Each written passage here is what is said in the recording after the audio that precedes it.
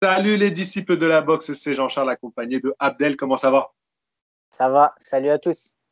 Écoute Abdel, la dernière fois on a fait une bonne émission. C'était vraiment super intéressant la première partie que tu nous as racontée sur tes voyages. Et là, ça va se poursuivre. De quoi on va parler aujourd'hui? Rapidement, rapidement avant de Ouais. développer.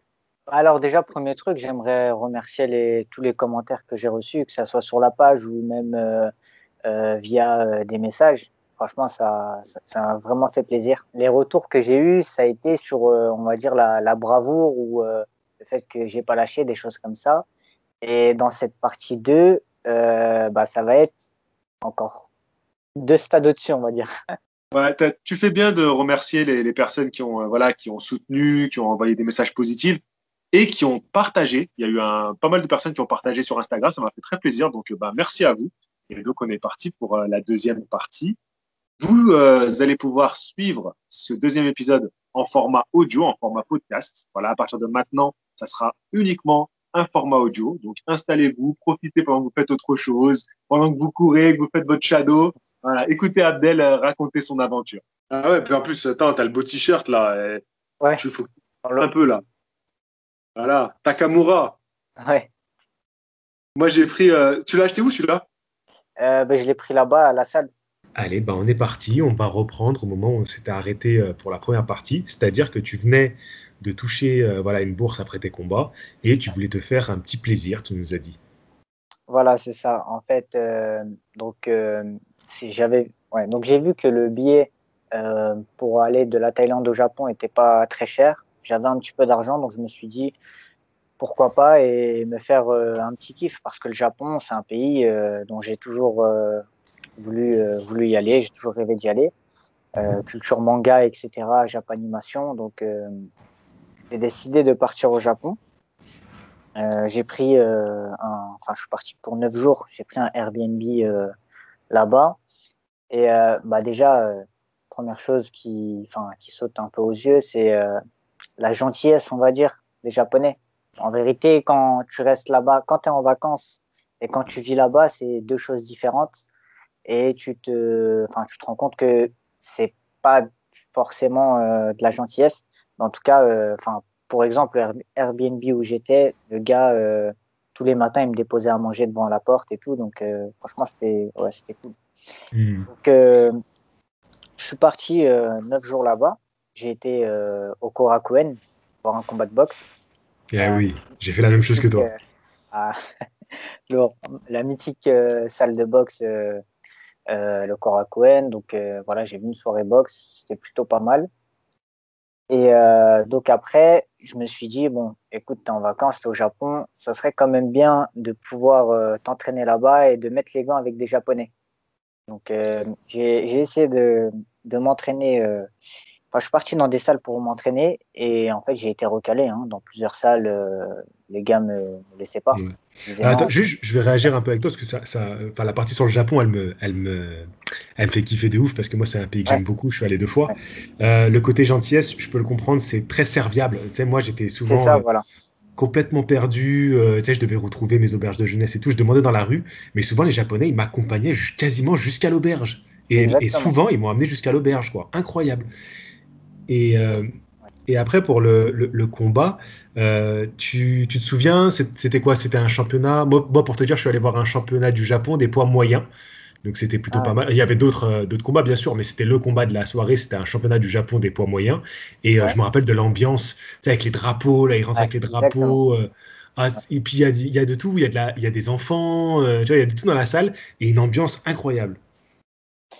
Bah ouais, c'est exactement ça. En fait, ce que j'ai remarqué, c'est que selon l'endroit où tu es, donc la France, les États-Unis, la Thaïlande, le Japon, le Ouais. public il est un peu différent. Tu vois, quand on va regarder de la boxe euh, en France, ça va être rare que tu vas voir, enfin, ce que j'ai vu au Japon, par exemple, il y avait des femmes qui étaient toutes seules et qui venaient voir de la boxe. Il y avait des familles, il y avait des enfants, beaucoup de mamans. En Thaïlande, par exemple, il y avait beaucoup de mamans qui venaient, qui regardaient de la boxe. Donc c'est vrai que le public, il est différent.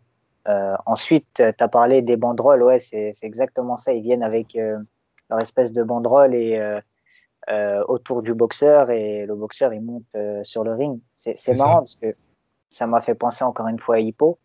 Parce Ouais. que Hippo, c'est là que tu vois que il est proche, il est dans la réalité, quoi, par rapport, le manga par rapport à ce qui se passe au Korakuen. Et, bah, ouais, donc, ouais, j'ai regardé un combat, je me souvenais plus exactement de qui c'était, mais c'était un championnat oriental Pacifique, là, au PBF. Ah ouais, d'accord. Ah ouais, donc c'était un niveau au-dessus encore que le championnat Ouais, japonais. C'est super. ouais, c'était pas mal. Franchement, c'était pas mal. Donc, voilà, ensuite, moi, quand j'ai vu ça, je voulais tout de suite, je voulais m'entraîner, je voulais mettre les gants avec les boxeurs japonais. Donc, j'ai été dans plusieurs salles où j'ai été recalé parce que j'ai pas Comment t'as trouvé les salles? sur Internet, hein. Franchement, sur D'accord. Internet, moi, je suis assez débrouillard, donc c'est vrai que voilà, je fais mes petites recherches sur Internet, donc je me suis déplacé et voilà, on m'a dit en gros, t'as pas d'assurance, c'est pas Hmm. possible, etc. Et on va dire que j'ai un petit contact par rapport à la salle de Hippo. Donc Ah la ouais, salle, d'accord. ouais, j'ai un petit contact. Il y a une personne que je connais euh, qui est japonais, qui connaît un petit peu cette salle. Et donc je suis parti dans la salle et c'est la salle du mangaka. Tu as déjà C'est fait une ça. vidéo justement dessus. Hmm. Et donc, quand tu es dans la salle, il y a des trucs de hippo partout. En haut, il y a la statue de Takamura. Ouais. Et le mangaka vient de temps en temps à la salle. Et avec l'entraîneur, c'est un ami de plus de 25 ans. Donc, Mhm. moi, je suis parti dans cette salle. J'ai demandé si je pouvais m'entraîner, que j'étais fan d'hippo, etc. Bon, au début, il m'a dit non. Après, j'ai un petit peu insisté. Bon, moi, je parle pas japonais, hein, donc je suis avec mon traducteur sur mon téléphone. Et donc, il m'a dit OK pour m'entraîner. Je me suis entraîné une première fois. Et ensuite, voilà, donc il a vu un petit peu mon niveau. Il m'a dit, tu peux revenir dans 2 jours pour faire du sparring. J'ai dit OK. Donc après, D'accord. Ah, ils t'ont proposé de revenir pour du sparring. C'est bien ça. ouais. Il y a aussi le fait que je pense que comme je suis champion de France, enfin j'ai été champion Hmm. de France en amateur, la France c'est un peu du prestige au Japon. C'est vrai. C'est vrai. Euh, voilà, le gars, je pense que c'est pas tous les jours pour eux où c'est comme si nous on était en France, on dit un Japonais qui est là qui veut mettre les gants. Je pense qu'il Oui. trouvera du monde pour mettre les gants. Donc le gars il m'a dit de mettre les gants, je suis venu, j'ai fait mon sparring, j'ai pu voir un petit peu le style un peu japonais qui avance tout le temps. Franchement, c'est un peu, encore une fois, c'est un peu comme dans Hippo, parce que le gars, sans prétention, j'ai mis quand même des gros contres, il prenait le coup de plein fouet et revenait encore vers l'avant comme Hippo, tu vois. Ouais. Et donc après mon sparring, ça s'est bien passé. Alors là, il me dit, bon, il me prend en photo, il l'envoie au mangaka, Morikawa, Mhm. le gars qui a fait Hippo. Il dit en gros, voilà, le gars, il est champion de France, il est fan d'Hippo, etc. Trop Et cool. C'est trop ouais, cool ce que tu dis là. franchement, Tu devais être content, toi. Tu devais être grave content quand même. j'étais super content. Sauf que après, tu vas voir, je vais être très, très déçu après. Ah ouais? Euh, ouais, vraiment. Donc, il me dit de venir 2 jours plus tard pour mettre les gants une autre fois. Je lui dis OK. Moi, je crois que, ouais, voilà, moi, c'était mon dernier jour au Japon. J'étais un petit peu enrhumé et c'était mon dernier jour, donc j'étais pas vraiment chaud pour le faire. Je me dis bon, D'accord. voilà, t'es un peu malade. En plus, c'est ton dernier jour. De là où j'habitais, c'était à 50 minutes. Je me dis, tu vas pas faire 50 minutes un sparring, tu refais 50 minutes. Voilà, en plus, t'es un peu malade, etc. Et le coach, il avait insisté sur le fait que je devais venir et je devais être à l'heure. Et le lendemain, Mhm. il me renvoie un message, il me dit, voilà, le sparring, c'est demain. Oublie pas, viens à telle heure, c'est important, etc. Et moi, c'est le jour même où j'ai décidé de ne pas y aller. Je lui ai dit, voilà, je suis un peu malade, c'est une vérité. J'étais malade, mais j'aurais pu le faire, tu vois. J'envoie le message, je dis, je suis malade, etc. Il voit pas tout de suite le message. Et après, il m'envoie un message. Et franchement, là, ceux qui aiment Hippo, je pense qu'ils vont peut-être m'insulter. Ils me disent, enfin, le gars me dit, écoute, Morikawa, il était là, il est venu pour te Putain. voir pour mettre les gants. Et, et donc, voilà, t'as raté l'occasion, c'est trop tard, etc. Moi, T'as pleuré, avoue, t'as pleuré un peu. franchement, j'étais super dégoûté. Ah J'étais ouais. dégoûté et je lui ai dit, ouais, bah, je peux changer mon billet d'avion. Enfin, tu vois, j'ai essayé de trouver une manière pour rester, mettre les gants, etc. Il m'a dit, écoute, tu as eu ton occasion. Enfin, il me l'a pas dit exactement comme ça, mais en gros, tu as eu ton occasion. Ouais. Lui, c'est quelqu'un de très occupé. C'est trop tard. Et les Japonais, ils sont très carrés. Ça veut dire que si tu dis un truc et après que tu le fais pas, c'est très mal Mm. vu. Et donc, en gros, Morikawa, il s'est déplacé pour moi et moi, je suis pas venu. C'est Oh ça, en là fait, le là. truc. Donc, voilà pour la petite histoire sur le Japon. Franchement, j'ai été dégoûté le soir où c'est arrivé. J'imagine. Du coup, je repars. Du coup, non, entre-temps, donc ça, c'était en 2018. Entre-temps, je rentre en France et je décide de Ah, partir à New York. juste, tu partais du Japon directement en France. Ton retour, c'était Non, directement pour la France. non, j'ai fait le Japon. Je suis reparti en Thaïlande, mais genre D'accord, ouais, c'est un ça. jour ou deux pour Ouais, récupérer mes valises et rentrer. ok. Et donc, voilà, là, je décide de partir à New York. Donc, c'est en 2019. Donc, voilà, j'économise assez d'argent pour pouvoir partir. Je me suis fixé l'objectif de pouvoir rester là-bas 3 mois. Mhm. Et donc, voilà, j'économise. Et avant de partir, vu que ça faisait quelques temps que je n'avais pas boxé, alors je me souviens plus là maintenant combien de temps je n'avais pas boxé, mais je me dis, tu vois, enfin, parce que j'avais discuté en gros avec un entraîneur pour pouvoir boxer là-bas. C'était quelque chose qui, voilà, c'était en train de se faire. Et Mhm. je me suis dit, tu vas pas venir là-bas alors que ça fait, je sais pas, je crois 1 an que t'as pas boxé ou quelque chose comme ça. Faut que tu fasses un combat avant, tu vois, histoire de te remettre bien, de te remettre en jambes, on va dire. D'accord. Donc moi, je cherche absolument à boxer. Et là, on est 1 mois avant que je parte aux États-Unis. Donc, je me casse la tête à trouver un combat en 1 mois. Et en fait, je trouve encore une fois, merci à Hassan Ndam, parce que je cherchais un lieu, enfin, un endroit pour pouvoir me placer, en fait. Un gala où je peux me placer et c'est moi qui m'occupe, voilà, de faire venir un adversaire, de payer tout ça. Et en fait, voilà, donc Hassan Ndam, il m'a mis en contact avec Nejid, quelqu'un qui s'appelle Nejid. Et en gros, voilà, j'ai coupé un petit peu de l'argent que j'avais dans mon budget pour payer un adversaire, un étranger, pour pouvoir D'accord. combattre. Donc ça a été une prise de tête parce que je peux pas, en fait, en vérité, je peux pas gérer tout seul. Après, Ouais, en fait, t'as fait le manager. T'as eu le rôle d'un manager pour toi-même. ouais, voilà, c'est ça. Eh oui. Et bien sûr, il y a mon entraîneur qui m'a aidé, mais à ce moment-là, il y avait aussi enfin, il avait des compétitrices, des boxeuses qui préparaient des championnats et tout, donc c'était un peu compliqué. Et moi, enfin, c'est moi qui me suis mis cette idée dans la tête de manière têtue de ouais, faut que Mm. tu boxes avant de partir là-bas. Donc en fait, je me suis moi-même mis dans ce problème. Donc voilà, j'ai réussi à faire venir un étranger, à boxer. Et au final, mon club a décidé de faire comme une espèce de tombola pour D'accord. récolter de l'argent pour pouvoir m'aider pour les États-Unis. Et en fait, bah, ça m'a bien aidé parce que tout l'argent que j'ai dépensé pour faire venir un étranger et le faire et payer sa bourse, en fait, ça a remboursé tout ça. Donc ça a Ok. été.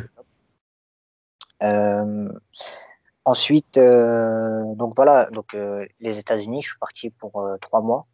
Franchement, ça a été super expérience d'un point de vue pugilistique parce que je disais dans la première vidéo que quand j'étais en Thaïlande, ce qui était, enfin, j'étais vraiment un athlète à 100% parce que je m'entraînais, enfin, j'étais que de l'entraînement. Ouais. Il y avait pas, j'ai pas retrouvé, enfin, chaque pays où j'ai été a eu ses points positifs et aux États-Unis, t'es vraiment dans du. Enfin, à New York, t'es dans la ville de la boxe. Ça vit boxe. Et Les gens oui. connaissent la boxe. Je parle avec eux de boxe. Et t'as des combats de boxe, t'as tout ça. J'ai vu pas mal de combats là-bas. Et bah voilà, en fait, j'étais épanoui sportivement. Même le fait d'être dans la salle, de voir l'ambiance de la salle. Donc, je faisais des sparring avec des boxeurs, voilà, des Américains, des boxeurs d'origine mexicaine. J'ai été voir Thorman contre Lopez, le combat là. Ah Euh, j'ai ouais. j'ai vu Linares quand il a perdu par KO au premier round et que voilà, Ah oui, oui, oui, quand il est monté de catégorie. ouais, voilà. Ah Et- ouais. En et- plus, Linares, tu le suis, t'aimes bien? ouais, j'aime beaucoup. Ouais, ouais. Parce que lui, il a fait cette expérience d'aller s'installer au Japon, de vivre au Japon. Il est super intégré, lui. Exactement, ouais, exactement. Ça fait longtemps qu'il est au Japon. Eh Il oui. parle japonais et tout. Ah ouais, il parle Et super donc, bien. Il a une chaîne YouTube où tu le vois, il parle japonais et tout. Incroyable. ouais, ouais, c'est ça. Donc voilà, j'ai pu voir des super fights et j'ai même pu voir un boxeur de la salle qui a fait un championnat du monde sur DAZN et D'accord. il a perdu le combat. Mais voilà, tu vois un petit peu, j'ai vu comment lui s'entraînait, comment se préparer pour ce championnat du monde, comment l'entraîneur le préparait. Ok.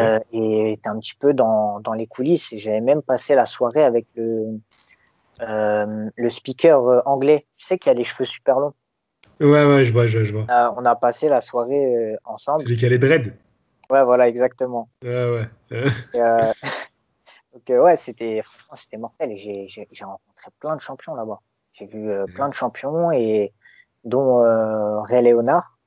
Donc, ça m'a fait vraiment Eh oui. plaisir de J'ai voir Ray partagé Léonard. j'ai partagé la photo sur, je sais Ouais. pas, t'as peut-être pas vu, mais sur YouTube en disant que tu avais rencontré beaucoup de personnes, mais quand même, Sugar et Léonard, c'est la grande classe. Bah, c'est clair, franchement, Ray Léonard, Ah c'est ouais. un des plus grands boxeurs et ça m'a fait plaisir. Surtout que, comment dire, je l'ai rencontré, mais j'ai discuté avec lui. Et, Ah euh, ouais. et ça fait plaisir. Et ce que je lui ai dit, bon, je le garde pour moi encore maintenant, mais je lui ai dit quelque D'accord. chose et après, quand je suis parti, il était encore en train de me regarder. Donc, je sais pas, franchement, moi, ça m'a fait un petit truc. Et Ah ouais. j'ai vu aussi bah, le speaker, Michael Buffer. Et Eddie Hearn, il y avait Eddie Hearn juste à côté de moi à un moment, il était en train de s'embrouiller avec un gars et tout. Donc, non, franchement, Ah c'était. ouais? Ouais. Parce que l'autre, il critiquait, tu sais, il critiquait Joshua, en fait. Tu vois, qu'en gros, il affronte pas les meilleurs, etc. Et Eddie Hearn, il était en train de s'embrouiller, genre juste à côté de moi. Et- donc, ouais, c'est des super souvenirs. Et ouais, franchement, New York, c'est vraiment une ville de boxe. Tu vas chez le coiffeur, il y a des trucs de boxe partout. Les gars, ils sont là, ils parlent de Terence Crawford, de trucs comme ça. Donc, ouais, ça vit vraiment boxe. C'est vraiment. Normalement, j'y vais là, en août, là, donc, avec Ouais, les stages organisés Fred, par Fred, Boxing Culture. Ouais. ouais. Bah, c'est top, ouais, franchement, c'est top ce que Fred fait. Et justement, j'étais avec Fred les 3 mois, en fait, j'étais logé avec son pote Romain, et Mhm. qui vit comme Fred depuis plusieurs années à New York. Et franchement, ouais, c'est vraiment top. Et Fred, il a une super mentalité. C'est vraiment un bon Ouais. gars, et ce qu'il veut faire pour la boxe, c'est vraiment top. Et c'est avec des gars comme ça que les choses vont avancer. Et oui, évidemment. Et donc, ouais, j'ai vu aussi Creed 2 là-bas, le film Ah oui. Creed, Ouais. parce qu'il Ils- était sorti en avance aux États-Unis. Et 2, 3 jours après, j'ai été à Philadelphie et j'ai monté les marches de Rocky. Donc, je me suis refait un kiff. Bah, Franchement, la petite anecdote pour Creed 2, même en France, ça a été un petit événement. Ils ont invité des boxeurs et tout sur j'ai vu Paris ça, ouais. pour faire la première. T'as vu? Et je trouvais sympa, tu vois, l'initiative d'avoir fait ça. Vas-y, donc je te laisse poursuivre. Donc tu te fais le kiff de Philadelphie. Ouais. Et donc, voilà, aux États-Unis, à New York, franchement, j'étais bien préparé. Je m'entraînais vraiment bien. Ce qu'il faut savoir, c'est que D'accord. moi, quand j'allais à la salle, donc je partais, je crois qu'il devait être 11h, midi, quelque chose comme ça. Je faisais mon premier entraînement. J'allais m'acheter à manger. Donc, soit j'allais manger au resto juste en bas de la salle, soit je venais avec ma nourriture. Je mangeais. Et T'arrivais à manger correctement pendant tes voyages, c'est pas une difficulté ça? franchement, c'est un peu compliqué. C'est dur, hein. New York, c'est cher. Ah Si tu oui. veux manger sainement, franchement, New York, c'est quand même assez cher. Quand tu compares à la Thaïlande, si tu veux manger sainement, c'est rien du tout. Donc voilà, donc je faisais mon premier entraînement, ensuite je mangeais, je restais à la salle, tu vois, pendant les 2 heures où je digérais, et après je faisais mon deuxième entraînement. Donc en vérité, je passais toute ma journée à la salle, tous les jours. Et j'étais en plein kiff en fait. Il y a même un coach qui me disait, mais toi, tu es tout le temps là, tu veux pas rentrer chez toi? Donc, franchement, non, c'est des souvenirs incroyables et j'ai appris là-bas sur le point de vue de la boxe, parce que c'est vrai que c'est une boxe qui est quand même différente. Ils ont des techniques différentes. Chaque pays a un peu son style de boxe et ses techniques Son propres école, ouais. à son école, voilà. Ouais, ouais. Donc, non, c'est vrai que ça a été une super expérience. Alors, le Mm. truc, c'est que je devais combattre là-bas et j'ai eu 2 combats qui ont été, on va dire, annulés. En fait, ça a été compliqué, comment dire, ça a été compliqué de me faire boxer. En fait, quand tu es un étranger, et Mhm. ça, Nordine, il me l'a déjà dit. Je parlais avec Nordine en plus il n'y a pas longtemps au téléphone. Il me donnait des conseils, on discutait, on a parlé aussi par rapport à son combat et tout. C'est vraiment D'accord. une bonne personne. Et même une fois aussi avant, Souleymane Emba, il m'avait dit la même chose. Quand tu es un étranger, financièrement, tu rapportes pas. Donc, à moins que tu sois Tyson et que tu mettes KO tous les gars au bout de 30 secondes, ça va être très compliqué. Et en fait, moi, Mm. l'entraîneur, ça se passe Oui, super. et puis aussi, les Américains sont très chauvins. Eux, ils mettent en avant les Américains. Alors oui, ils font beaucoup venir de Mexicains parce qu'il y a une grosse communauté mexicaine, donc Ah ça oui, marche bien. c'est ça. Mais ils sont aussi très, très l'Amérique d'abord. Tu vois, ou alors en Bien sûr. France, on va te dire, oh, un étranger vient boxer, ouais, c'est génial. Bah, là-bas, c'est tout le contraire, c'est l'Amérique d'abord. Ouais, c'est ça, totalement. Et donc, voilà, donc c'est vrai que c'est assez compliqué. Le promoteur, enfin, l'entraîneur, ça se passait super bien. Sauf que le problème, il venait pas de lui, il venait du promoteur, il venait de tout ce qu'il y a autour. On me dit, ouais, ok, le gars, il veut boxer, le gars, il est bon, mais Mhm. combien de places il peut vendre? Moi, je peux pas vendre de places. Et Tu oui, c'est vois, ça. c'est à qui je vais vendre des places. En plus, les prix des places, c'est pas 10 euros comme ici, c'est des places 80 $, 200 $, des prix comme Mhm. ça. Tu vois, la place. Donc 60 $. Et ouais, donc au final, ça a bloqué sur ça. Et une fois, franchement, j'étais pas loin de boxer. Et un D'accord. peu au dernier moment, tu as le promoteur qui dit bah, en fait, s'il veut boxer, faut que la boxeuse de la salle où j'étais, faut qu'elle vende pour, je sais plus combien il dit, genre 6 000 $ ou un truc comme ça de tickets. Et la meuf, elle a pas Ah ouais. voulu, ce qui est normal. Elle a dit, mais moi, je vais pas vendre sa part de place, quoi. Et après, ça Mhm. s'est pas entendu et ça s'est pas fait. Et franchement, j'étais dégoûté un petit peu parce que il y a des gens qui m'ont aidé et au final, ça a pas pu se faire. Moi, j'ai vraiment, moi, j'ai tout donné et que ça s'est pas fait. Il y a des choses qui sont indépendantes de ma volonté en fait. Donc, je peux pas. Moi, je fais le maximum. Et après, Mhm. si les choses ne se font pas, ben, c'est pas de ma faute. En fait, là, dans ces cas-là, on pourrait dire que ta seule chance, c'est d'être remplacement de dernière minute. C'est de te dire, bon, bah, je suis prêt. Et si Ouais, jamais il y a un combat qui se fait dans ma caté et que par hasard, l'adversaire du gars qui, en gros, c'est lui qui tient la soirée, il se désiste, bah, boum, je peux tenter de passer, quoi. ouais, totalement. Et en plus, franchement, j'étais vraiment prêt à cette période-là. Mhm. Et voilà, ce qui se passe en sparring, on va dire que ça reste en sparring, mais il y a eu des sparring où voilà, ça s'est vraiment, vraiment bien passé. Et je sais que j'aurais pu faire quelque chose en voyant, parce que j'ai regardé quand même les autres combats de boxe, tout ça, j'ai vu le niveau qu'il y avait, j'ai vu toutes ces choses-là, et pour moi, j'avais ma place. Tu vois, j'aurais pu boxer. Mhm. Donc après ça, je rentre en France. Et en fait, donc voilà, ça c'est l'année 2019. Et je repars en Thaïlande en 2019 avec un petit plan en tête. Et en fait, l'année 2019, je l'ai plus passé à l'étranger qu'en France. D'accord. Moi, enfin, être à l'étranger, c'est un plaisir. C'est toujours, comment dire, on peut se dire j'ai de la chance, tout ça. Mais quand je vais raconter l'histoire de la Thaïlande, je pense que là, les gens, ils vont quand même un petit peu, comment dire, Déchanté. petit peu, ouais. Parce que c'est clair que c'est cool d'être à l'étranger, mais tu es quand même loin de la famille, il y a quand même des inconvénients. Alors ça, c'est des choix de vie, hein. C'est moi qui ai fait ce Ah oui. choix. Et justement, moi, il y a un ami une fois qui m'a acheté un livre qui s'appelle L'Alchimiste. Je ne sais pas si tu connais, de Paulo Coelho. Alors, Qui c'est très connu, mais je l'ai pas lu. justement, ça parle un peu de tout ça, de voyage, tout ça. Et moi, ça m'a débloqué un petit peu sur le voyage. Parce que D'accord. quand j'étais à l'étranger, il y a des moments où tu réfléchis un petit peu, tu te dis, ouais, mais t'es loin de ta famille, mais ci, mais ça. Et après, bah, franchement, en ayant lu ce livre, ça m'a débloqué sur ce truc-là, parce que c'est moi qui fais mon choix. Donc, voilà, je pars en Thaïlande pour une deuxième fois. J'avais un contact, en fait, où il était prévu que je fasse 5 combats en 5 mois. Donc, Ok. franchement, c'était top. Moi, j'étais parti là-bas pour boxer, clairement.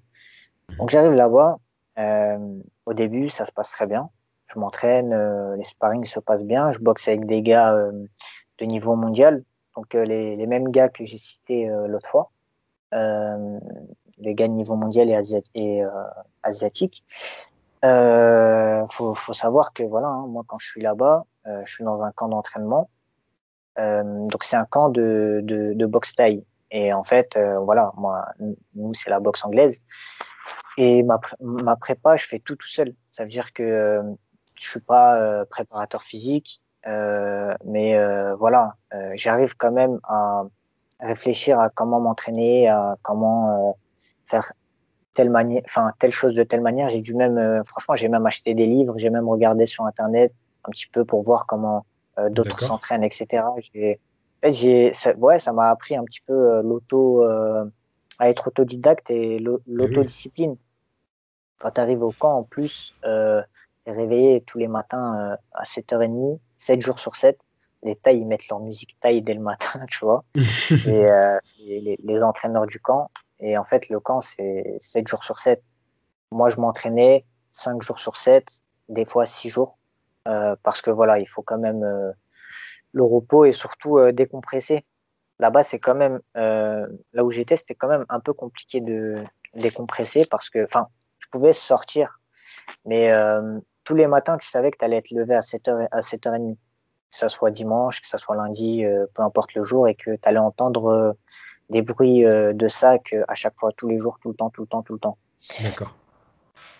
Donc voilà, moi je faisais mon entraînement, je me préparais, ça se passait bien, les sparring se passaient bien, etc. Et en fait, première galère qui m'arrive, je me fais mordre par un chien. Non. C'était genre ouais, le chien qui il habite juste à côté. En fait, juste à côté, il y a des voisins et il y a un mec qui a des chiens, mais ils sont enragés. Ces chiens, à chaque fois qu'on passe, ils nous aboient dessus.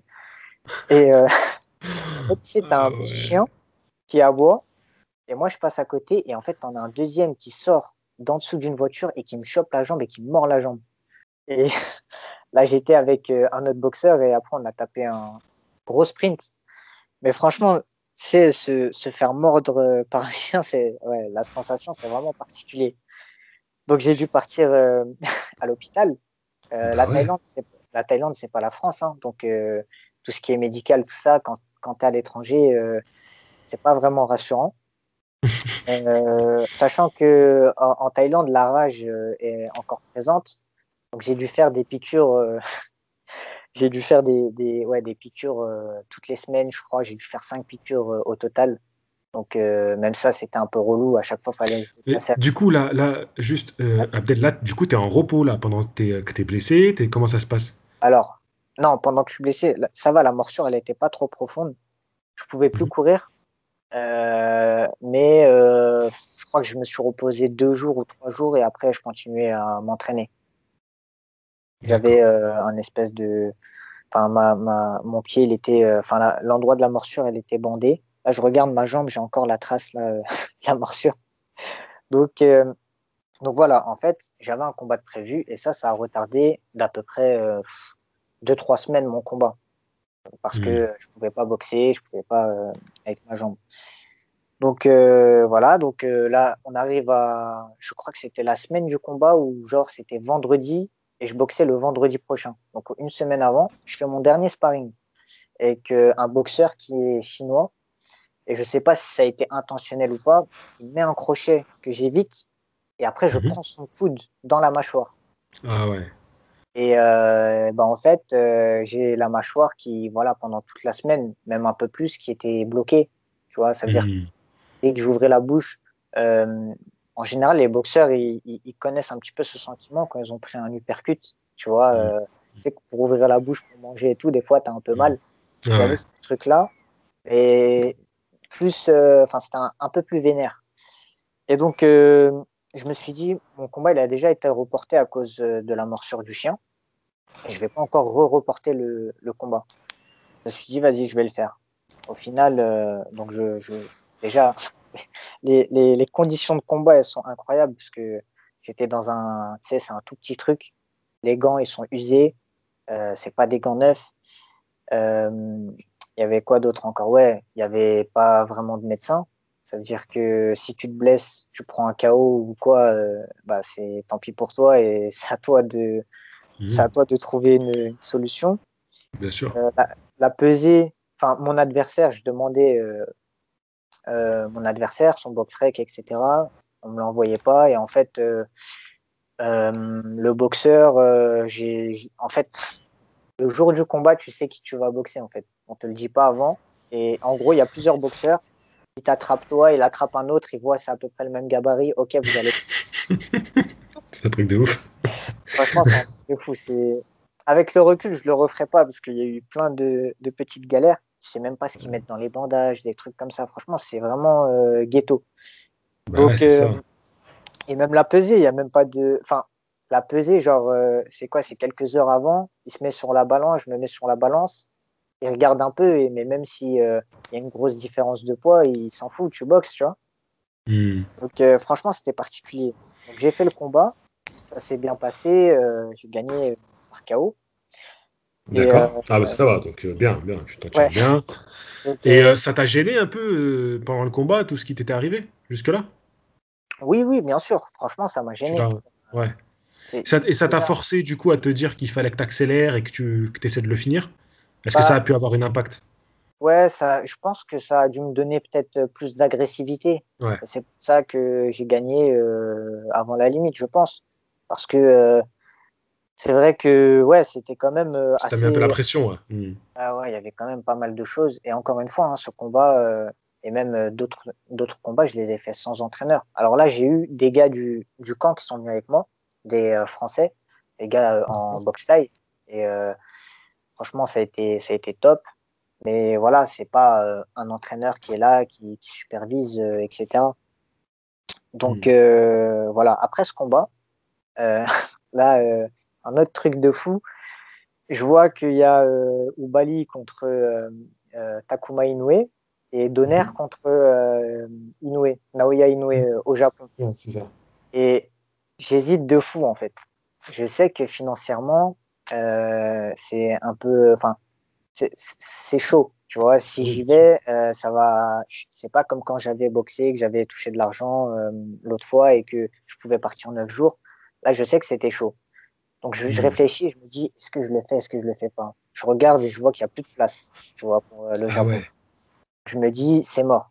J'envoie un message, on ne sait jamais, tu vois, à Ali et à Nordine. J'écoute, franchement, moi, la place, je la paye, tu vois, si c'est possible, tout ça. Ali me dit, il n'y a plus de place. Donc, je me dis, putain, merde.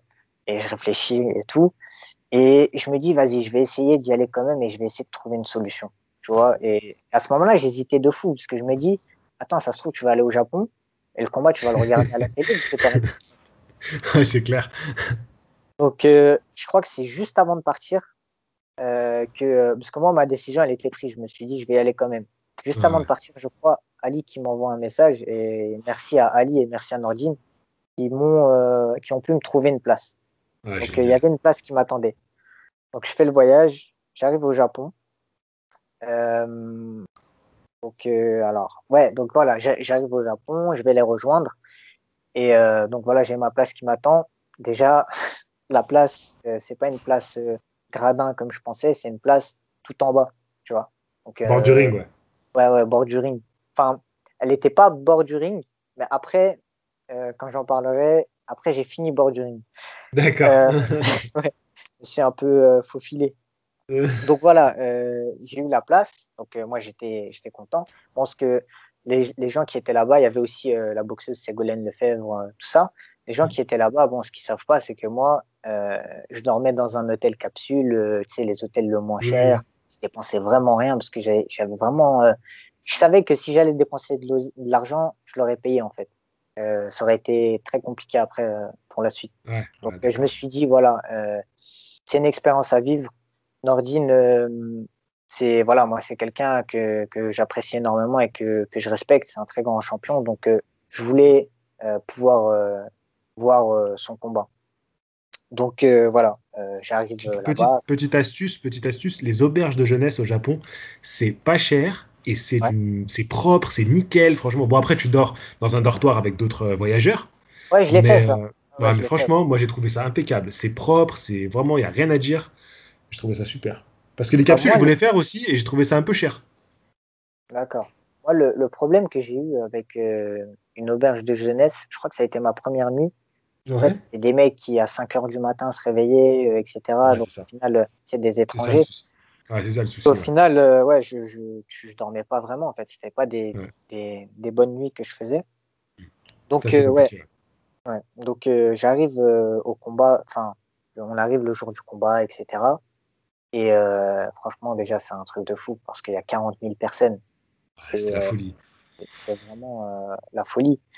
Et Nordine, avant de monter sur le ring, il y a la Marseillaise. Tous les Japonais se lèvent. Et je me dis, putain, il y a 40 000 Japonais. Il fait lever 40 000 Japonais. Et t'en entends un tout petit peu à la télé. Alors que c'est un événement de fou là-bas, tu vois. Je me dis, Ouais. mais franchement, c'est un truc de fou. C'est pas mérité, quoi. Donc, Nordine, il fait son combat, il gagne son combat. Moi, je suis super content. On est tous super contents. Et donc après, voilà, et je pars dans le vestiaire et je croise qui? Je croise Linares. Voilà, je fais une Ah petite ouais. photo avec lui. Ouais. Ouais. Et après, je sais plus comment, mais j'ai récupéré une accréditation pour être vraiment ringside. Et en fait, D'accord. je me trouve, donc il y a Inoue Donner et je suis ringside avec, je crois, ouais, avec les deux frères à Nordine. Et Ok. donc je vois le combat. Et là, c'est un combat, j'ai jamais vu ça de ma vie. C'est un truc de fou. C'est un combat de légende. De toute façon, tu le sais très bien. Et ceux qui Ah oui. connaissent, qui ont vu le combat, c'est vraiment impressionnant. J'ai vraiment été choqué quand j'ai vu le combat. Je me suis dit, mais c'est un combat de monstre, en fait. C'était vraiment un truc de Ouais. fou. J'ai vu. Ouais, Et en plus, toi, c'est ta catégorie, donc l'émotion, exactement. elle est décuplée. Ouais, Ouais. exactement. Et tout de suite, ça te fait te remettre en question. Tu vois, tu te dis, attends, si c'est, enfin, le niveau mondial, enfin, Nordine, c'est le niveau mondial, tu vois.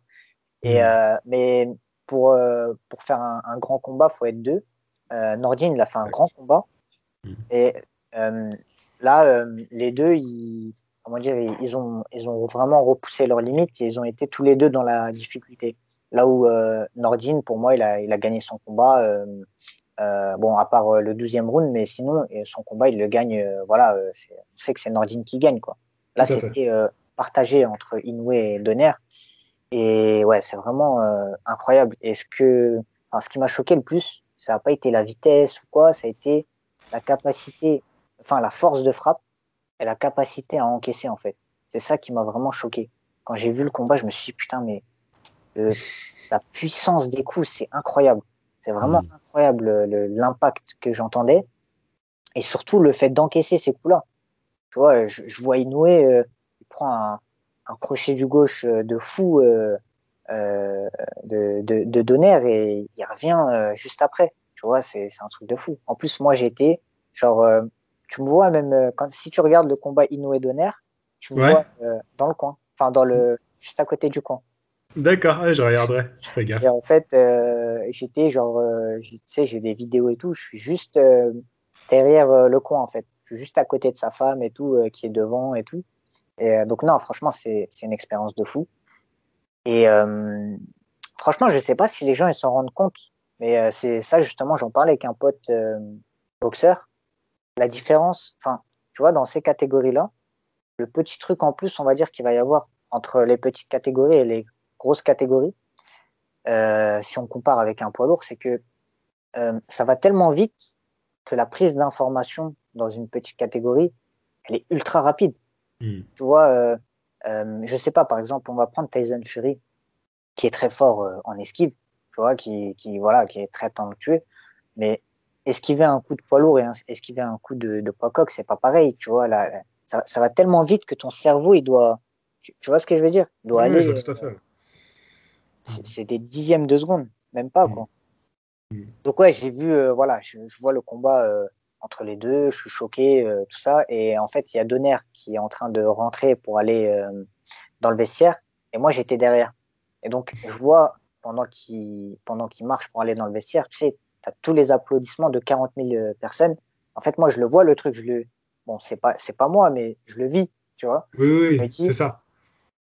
c'est vraiment un truc de fou, tu vois. Et franchement, j'ai été choqué. J'ai fait aussi une petite photo avec Donner.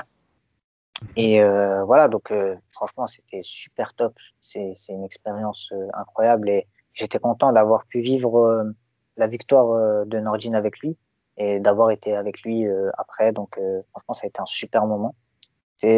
C'était, je crois, ouais, ça a été, ouais, je pourrais le dire, hein, un des meilleurs moments de ma vie, hein. J'imagine, j'imagine. Ah, c'est Et sûr. donc, ouais. Donc après ça, je rentre, enfin, je repars en Thaïlande. Et bah là, je prépare mon deuxième combat. Donc là, la motivation, elle a franchi un cap au-dessus après avoir vu ce que j'ai vu. Mais bon, c'est là où les grosses galères, enfin les galères, elles ont commencé. En fait, mon premier combat, il n'était pas mis sur BoxRec. Et ça va être une galère qui va me suivre pendant pas mal de temps. D'accord. Le promoteur, il me mettait pas enfin il me sortait des excuses à chaque fois. Oui, tu vois, là c'est compliqué, là je sais pas quoi. En Thaïlande ça prend plus de temps. Alors j'ai eu confirmation d'une autre personne que des fois il y a des gars ils boxent, enfin des Thaïs qui boxent et les combats ils sont mis pas dans la semaine ou pas dans les 2 semaines, mais des fois ça prend un mois, 2 mois, etc. Bon, j'ai D'accord. laissé le bénéfice du doute et j'avais déjà mon deuxième combat de prévu.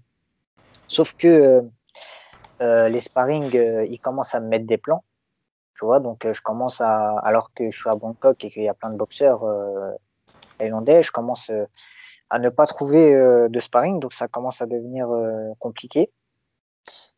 Et donc au final, voilà, je fais mon deuxième combat, je gagne aussi mon combat, ça se passe bien. Et ouais, sauf que le combat, c'était prévu en 6 rounds. Et en fait, au bout du quatrième round, tu vois, enfin, le combat, je commençais à bien prendre l'ascendant, je le fais tomber, etc. Mhm. Et au bout du quatrième round, ils viennent et ils disent, ouais, bah, c'est bon, victoire au point. Alors que le combat, il devait être en 6. Donc, non, tu vois, normalement, c'est n'importe quoi. Franchement, j'ai été dans des conditions vraiment particulières. Et le gars qui m'a fait les bandages, bah, il me les a mal fait. C'est pas qu'il me les a mal fait en fait. Si tu veux, les bandages en Thaïlande, en France, ça passerait pas au niveau de la réglementation parce que ils te mettent, enfin, ils rajoutent un espèce de truc où tu vas frapper un peu plus fort, mais tu vas te blesser la main. Et c'est stupide de faire ça en vérité. Eh oui, Je me suis blessé la main, tu vois, sur d'accord. le deuxième combat. Je l'ai su en rentrant en France que j'avais 4 œdèmes osseux à la main. Ok. Donc voilà. Ensuite, ça commençait à devenir ouais, assez compliqué financièrement. Sauf que moi, je voulais pas quitter la Thaïlande tant que mes combats ils étaient pas mis sur BoxRec. Parce que je me suis dit, attends, si je rentre en France, le promoteur, jamais de la vie, il va me les mettre. Tu Eh vois, oui, oui. s'il me les met pas en France, il me les mettra pas là-bas. Oui, Et en bien plus sûr. de ça, j'avais un troisième combat de prévu. D'accord. Donc, moi, j'essayais, enfin, j'allais voir le promoteur, je le contactais à chaque fois, tout ça. Et bah, au final, voilà, je voyais que le combat se mettait pas. Donc voilà, j'ai continué à me préparer pour mon combat. Financièrement, ça commençait à devenir encore un peu plus compliqué. J'ai perdu mon passeport, j'ai perdu ma carte bancaire. Donc, Oula. ouais. Mais en vérité, tu vois, le corps, il te donne des alertes. Parce que avant mon troisième combat, j'ai vraiment eu des gros coups de fatigue. J'étais épuisé, en fait. Parce que Hmm. à essayer de mettre mes combats à jouer au chat et la souris avec le promoteur, à essayer de trouver des solutions financièrement, parce qu'il commençait à me rester plus trop d'argent. Tu as ton frère qui t'aide, tu as ton autre frère qui t'aide, tu as un ami qui t'aide. Mais moi, déjà, je déteste demander, tu vois. Donc, franchement, ça me fait chier, tu vois. Enfin, ça me fait chier, mais j'avais pas d'autre solution. Sinon, je Ah oui. rentrais en France. Donc, j'étais obligé et voilà, je commençais même ma préparation que je faisais, bah, au final, elle était pas bonne parce que je me disais, OK, ce jour-là, il y a sparring, donc je vais travailler comme ça la veille, je vais travailler comme ça l'autre jour. Et après, au dernier moment, ouais, bah finalement, c'est pas bon pour mettre les gants. Tu vois, donc on me cassait tout mon truc et c'était fatigant. Et donc, voilà, je perds mon passeport et ma carte bancaire. Et en fait, bah, dans des pays comme la Thaïlande, tout ça, quand tu es à l'étranger, si tu n'as pas ton passeport, tu es très limité. Ne serait-ce que pour prendre une puce téléphonique, tu peux pas. Il faut un passeport. Ouais, bien sûr. Et ma carte bancaire aussi, pareil. Donc, même quand j'ai perdu les deux, bah, en fait, j'avais que l'argent qui me restait liquide parce que je pouvais pas retirer parce que j'avais pas ma carte bancaire Mhm. et je pouvais pas récupérer par exemple un Western Union parce que j'avais pas de passeport. Donc là, ouais, ça a été assez compliqué. J'ai eu une galère qui m'a suivi quelque temps, c'est que mes pieds, en dessous de mes pieds, je pouvais plus courir parce que j'avais des grosses douleurs. Et en fait, quand j'allais aux toilettes, bah, l'urine, elle était foncée, tu vois. Ah ouais, d'accord. Parti à l'hôpital, on me dit, ouais, t'es déshydraté, tout ça, bois de l'eau et tout. J'arrête pas de boire de l'eau, je mange sainement et tout. Et non, c'était pas ça le problème, tu vois. Le médecin, on dirait, il s'en foutait un petit peu. Le problème, il voulait Mhm. pas partir, donc je pouvais pas. Même la course, je mettais une croix sur la course, je pouvais plus faire de course, tu vois. Donc ça devenait beaucoup trop compliqué. Et au final, j'ai fait ce troisième combat. Et bah, tu verras que au final, il y a une petite histoire, voilà, sur ce troisième combat. Je te raconte après. Je fais le troisième combat, ça se passe bien, etc. Et bah alors, après ça, ouais, bon, j'ai mes amis qui viennent en vacances en Thaïlande et qui me soulagent vraiment parce qu'en fait, les gars, tu sais, ça m'a fait décompresser, tu vois, de les voir quelques. Ouais, Ils ont vu de toute façon à ma tête que j'étais épuisé. Et je menais trop de combats en fait. Tu peux pas. Normalement, un athlète doit juste c'est s'entraîner ça. et se préparer pour son combat. Moi, j'étais athlète, entraîneur, manager. Je faisais tout en même temps, donc ouais, c'était pas possible. Et donc voilà, j'ai passé quelques temps avec mes potes, un peu plus d'une semaine. Ça m'a vraiment aidé et rechargé les batteries. Ça m'a ressourcé. C'était vraiment top. Sauf que je devais sortir du territoire. Parce qu'en fait, voilà, quand tu passes un certain temps en Thaïlande, tu es obligé de sortir du territoire. Et voilà, ceux qui restent longtemps en Thaïlande connaissent un peu le truc. Tu sors du territoire et tu rentres. Tu vois, donc ça passe. Et moi, j'ai fait ça. Donc, je fais 5 heures de bus pour aller au Cambodge. Euh, D'accord. euh, En fait, voilà, donc je sors. Et quand je veux rentrer, la dame, elle me dit non, c'est pas possible. Revenez demain. Donc, ce qui fait que je passe la nuit au Cambodge et donc à la frontière qui s'appelle Hoi Pet. Et j'ai regardé sur Internet, c'est une des villes genre les plus dangereuses, tu vois. Franchement, c'est une histoire de fou. Quand j'étais là-bas, c'est une des pires sensations de ma vie parce que tout le monde me regarde, je suis le seul étranger et Ouais. t'as tous les mecs moto-taxi qui viennent, qui me tirent, montent dans mon taxi moto, etc. Moi, je dis non, tout ça. Quand tu parles avec quelqu'un, tu vois, tu demandes un renseignement, le mec, il va te dire, OK, bah, tu me passes combien pour le renseignement? Tu vois, donc Ouais, putain. c'était un truc de fou. Je voyais des enfants, vraiment de bas âge, hein, en train de travailler, ramasser des trucs à la ferraille, etc. Ouais, Mhm. j'ai vu un peu la misère là-bas, là. C'est tout ce qui est prostitution, etc. Mon hôtel, il était dans un casino. Et Mhm. genre, pour aller dans ma chambre, il faut que je passe par le casino. Et tu sais, c'était des filles qui travaillaient. Elles étaient pas majeures, les filles. Ça se voyait, elles étaient toutes jeunes, tu vois. Hmm. Et dès que je vais dans une pièce, tout le monde me regarde, tu vois. Je crois qu'elles devaient voir un billet de banque ou, enfin, je sais Ah pas. oui, ah oui. Et ouais, franchement, c'était très, très, très malaisant. Donc voilà, je passe la nuit, je repars à l'immigration, 3 heures d'attente, tu vois, 35 degrés, etc. Donc grosse Ah, chaleur, tu devais flipper un peu, te dire s'ils me refont le coup de ne pas me laisser rentrer. mais de fou. Je flippais et en plus, à ce moment-là, financièrement, j'avais vraiment rien sur mon compte, j'avais plus d'argent. Donc Putain. j'étais en train de paniquer un peu. Enfin, j'ai réussi à garder mon sang-froid, mais je me disais, comment je vais faire en fait? Comment je vais faire? Moi, on m'a déjà aidé. Euh, Ça y est, je vais pas redemander. On m'a déjà aidé en fait. Donc l'aide qu'on m'a donnée, elle a juste comblé un découvert. Mais en Hmm. fait, il restait plus d'argent. Donc franchement, c'était vraiment chaud. Donc j'arrive, je fais 3 heures d'attente. On me parle, enfin en plus la dame de l'immigration, elle me parle mal, tu vois. Et elle me dit, Mister, big problem for you, big problem for you. Je dis, comment ça, tu vois? Elle me dit, vous pouvez pas rentrer par voie terrestre, faut prendre l'avion, tu vois. Euh, Ce qui n'est pas vrai en fait, elle m'a juste fait galérer. Et elle m'a dit en gros, voilà, tu rentreras pas comme ça, faut que tu prennes l'avion. L'avion le plus proche, l'aéroport le plus proche, il a 140 kilomètres. Oh Donc, là là. donc franchement, là, j'étais au bout, hein. J'en pouvais plus, tu vois. Donc, je vais pour prendre un taxi, je retire de l'argent, genre, j'essaie de retirer une somme, ça passe pas. Et en fait, au même moment, j'ai un pote qui m'envoie de l'argent, qui m'envoie genre, je sais pas, 100 et quelques euros, tu vois. Mhm. Et en fait, c'est ce qui a suffi pour payer le billet d'avion. Ah, Et donc t'as quand même dû aller jusqu'à l'aéroport prendre l'avion. ouais. Et attends, et je prends un taxi. Tu vois, je fais 140 kilomètres en taxi dans un pays que je connais pas, avec pas d'internet, parce que mon internet il marche qu'en Thaïlande. Et donc ouais, c'est histoire de fou. Et en plus dans le taxi, c'est pour ça que des fois je me dis la vie c'est un peu bizarre. Dans le taxi, je vois un gars et c'est un Français, tu vois. C'est un petit jeune qui fait le tour du monde. Genre, le gars, il a 17 ans et sa femme, enfin, sa copine, elle en avait 27, tu vois. D'accord. Et le gars, je parlais avec lui.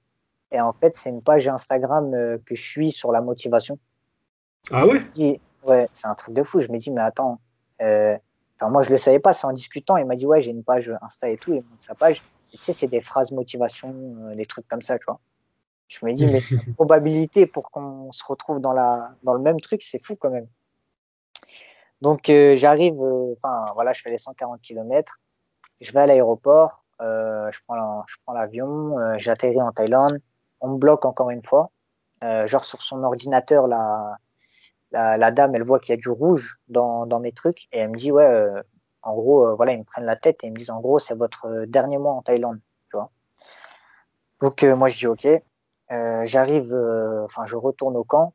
Même là, je sais même pas comment j'ai fait financièrement. Je crois qu'il me restait plus d'argent. Je savais plus comment faire. Parce que j'avais, tu sais, déjà demander de l'aide, c'est particulier. Et en plus, bah voilà, des fois les gens, pas forcément, donc c'est compliqué. Donc voilà, j'arrive au camp. Et je sais plus c'était quoi. J'avais reçu une autre mauvaise nouvelle, un petit truc en plus qui fait que là, ça y est, j'ai craqué. J'étais tout seul dans mon lit et franchement, je me rappelle de ce souvenir, mais j'avais pleuré. J'avais pleuré Ah, parce mais tu m'étonnes, mec. T'as vu tout ce que t'as traversé? que ouais, franchement, et ce jour-là, je crois même jusqu'à maintenant, ça a été le truc le plus dur de ma vie parce que Ouais, euh, Abdel, dis-toi, il y a des gens, ils font je crois on appelle ça la tourista, juste parce qu'ils sont pas bien dans un pays alors qu'ils partaient pour des vacances. Toi, ouais, t'as vécu une aventure de fou furieux, mec. ouais, ouais, non, c'est vrai. C'est vrai que, tu vois, en fait, il m'arrivait tellement de trucs que des fois, il y a des choses, par exemple, quand j'étais à New York avant, là, quand je te parlais de New York, il y a plein de choses que j'ai oubliées parce qu'en fait, tout ce qui m'est arrivé après, c'était en émotion, c'était beaucoup plus chargé. Et ouais, c'est clair que c'est des sacrés souvenirs. Et Ce truc-là, c'est quelque chose ouais, que je vais garder dans ma tête. Et honnêtement, je pense que ça m'a même forgé, tu Ah oui. vois, mentalement, parce que mentalement, c'est quand tu es tout seul. Enfin, je sais pas si, peut-être que certains vont s'en rendre compte, mais quand tu es tout seul à l'étranger, dans un pays dangereux et que tu n'as pas d'argent, franchement, c'est chaud. Ouais. Il aurait pu se passer plein de choses. Mhm. Donc voilà, donc je retourne. J'harcèle encore le promoteur pour les trucs et tout. Ça passe pas. Il me sort des excuses, il me sort des trucs. Je me dis, bah écoute, c'est mort. C'est ton dernier mois. Heureusement que je logeais dans le camp. Donc le camp, il était euh, le dernier. Ouais, je crois que non, ouais, le dernier mois, je l'ai même pas payé. J'ai parlé avec le chef du camp et il était très gentil et il m'a aidé. Donc j'ai même Mhm. pas, même le dernier mois du camp, il me l'a fait cadeau parce que il a vu que enfin, j'étais en galère, quoi, tu vois. Ah ouais. Et voilà, donc c'était mon dernier mois. Et la semaine, je crois que c'est la semaine avant de partir, euh, je suis en train de laver mes affaires, tu sais, je suis à la laverie et je vois une liasse de billets mouillés, tu vois. Et genre, je touche et après, je me dis, vas-y, je vais attendre 30 minutes, tu vois. Je vais attendre 30 minutes. Si quelqu'un vient, je lui rends son argent. Sinon, bah, dans les 30 minutes, si personne vient, bah, écoute, moi, je le prends comme un signe du destin. Et donc, j'ai attendu, personne n'est venu. Donc, les billets, ils ont séché et il y avait l'équivalent de 150 euros, ce qui est énorme en Thaïlande. Ah Donc, ouais. ça, Mais ouais, déjà, 150 euros en France, c'est pas mal. ouais. Alors, Bon, t'imagines en Thaïlande? ouais, ouais, c'est clair. Et ouais, c'est vraiment énorme. Et en fait, ça a fait que, on va dire, j'ai pu partir dignement, tu vois. Euh, j'ai pu rentrer, quoi, tout simplement, parce que le billet, il était déjà pris et tout. Mais ouais, donc voilà, ça m'a bien aidé. Et le truc, c'est quoi? C'est que mes combats, quand je suis rentré en France, ils n'étaient pas mis. Et toutes les semaines, je sais pas si c'était pas tous les jours, mais peut-être tous les 2, 3 jours, j'harcelais le promoteur. Je lui envoyais des messages tout le temps, tout le temps. Je l'appelais, tu sais, je le faisais chier. J'avais même fait un autre compte. Tu vois, quand il fait un live, j'appelais, j'harcelais et tout. Juste pour que, en fait, je te lâche pas, t'as vu. Même si Ouais. je suis pas en France, je te lâche pas. Et Comme les Japonais, comme les Japonais, tu repartais au combat. ouais, je te jure, voilà. Et moi j'étais déterminé dans mon truc et tout le monde m'a dit, mais c'est mort. Là, ça y est, t'es en France. Je sais pas combien de mois qui se sont passés. Et au final, bon, sur les 3 combats, il y a 2 combats qui ont été mis. Et c'est même pas, enfin, si, c'est le promoteur, mais même cette histoire, voilà, elle est marrante. Ça, j'en ai pas parlé. Alors, lors d'un sparring, quand je boxais et que j'étais avec les Thaïs, j'avais mis KO une personne. Et bah, la personne, elle a été après un peu. Donc, c'était un étranger, tu vois. Et la personne, elle a jalousé, on va dire, un petit peu, tu vois. Et elle m'a mis un peu des bâtons dans les roues. Donc, tu vois comment ma situation, elle était compliquée. Donc, si tu me rajoutes, tu me mets des bâtons dans les roues, c'est très, très compliqué, tu vois. Et donc, le gars, à un moment, je crois que c'était pour le troisième combat que j'avais fait, il m'a mis un mec dans les pattes. En gros, il a dit au gars, ouais, bah écoute, va à tel endroit pour boxer, tu dis que tu viens de la part d'Abdel et que tu vas combattre et tout. Donc moi, il y a un Anglais qui vient, qui me dit, ouais, il m'a dit que je vais combattre, apparemment, tu es au courant, tu vois. Alors que moi, c'est le jour de mon combat et c'était, rappelle-toi, tu vois, c'était le combat où j'ai dit j'étais épuisé, tu vois. Hmm. Et donc, il m'a rajouté des galères, du stress, des trucs et tout. Et il m'a fait d'autres choses, tu vois, pas que ça. Et au final, c'est grâce à cet anglais-là que mes combats, ils ont été mis sur BoxRec. Donc, D'accord. d'un mal, il y a un bien qui est ressorti, tu vois. Il a voulu voilà, peut-être me faire une mauvaise chose, mais il y a du bien, il y a du positif qui est ressorti. Donc, franchement, ça a été, enfin, des fois, la vie, c'est incroyable. Et dans le camp, enfin, en Thaïlande, malgré, là, je raconte beaucoup de négatifs, mais il y a énormément de choses positives, ne serait-ce que les gars avec qui j'ai vécu au camp. Déjà, quand les gens venaient au camp, en général, ils venaient pour un mois. Et bah, tu vis avec des gens H24. Et t'es en mode boxe, entraînement, tout ça. Donc, le fait d'être H24 avec des gens, ouais, ça fait vraiment plaisir. À la fin, il restait que moi, parce que à chaque fois, il y avait des gens qui venaient, qui repartaient, ils venaient, ils repartaient. Et même de les voir repartir, tu te dis, ah, je vais rester tout seul, tu vois. Donc, c'est un peu particulier. Et mon voyage au Japon, il a été, enfin, sans la Thaïlande, j'aurais pas été au Japon. Parce qu'en fait, j'ai fait une rencontre. J'ai rencontré un ami, je le cite, Max et sa femme Pri, qui étaient, voilà, qui sont venus au camp, qui sont venus s'entraîner. Ils sont restés, je crois, un mois. Et en fait, c'est lui qui m'a mis cette idée-là du Japon dans la tête. On en a discuté plusieurs fois. Il m'a aidé sur pas mal de choses. Et au final, bah, sans la Thaïlande, il n'y aurait pas eu, il y aurait pas eu le Japon. Donc, franchement, ça a été une expérience incroyable.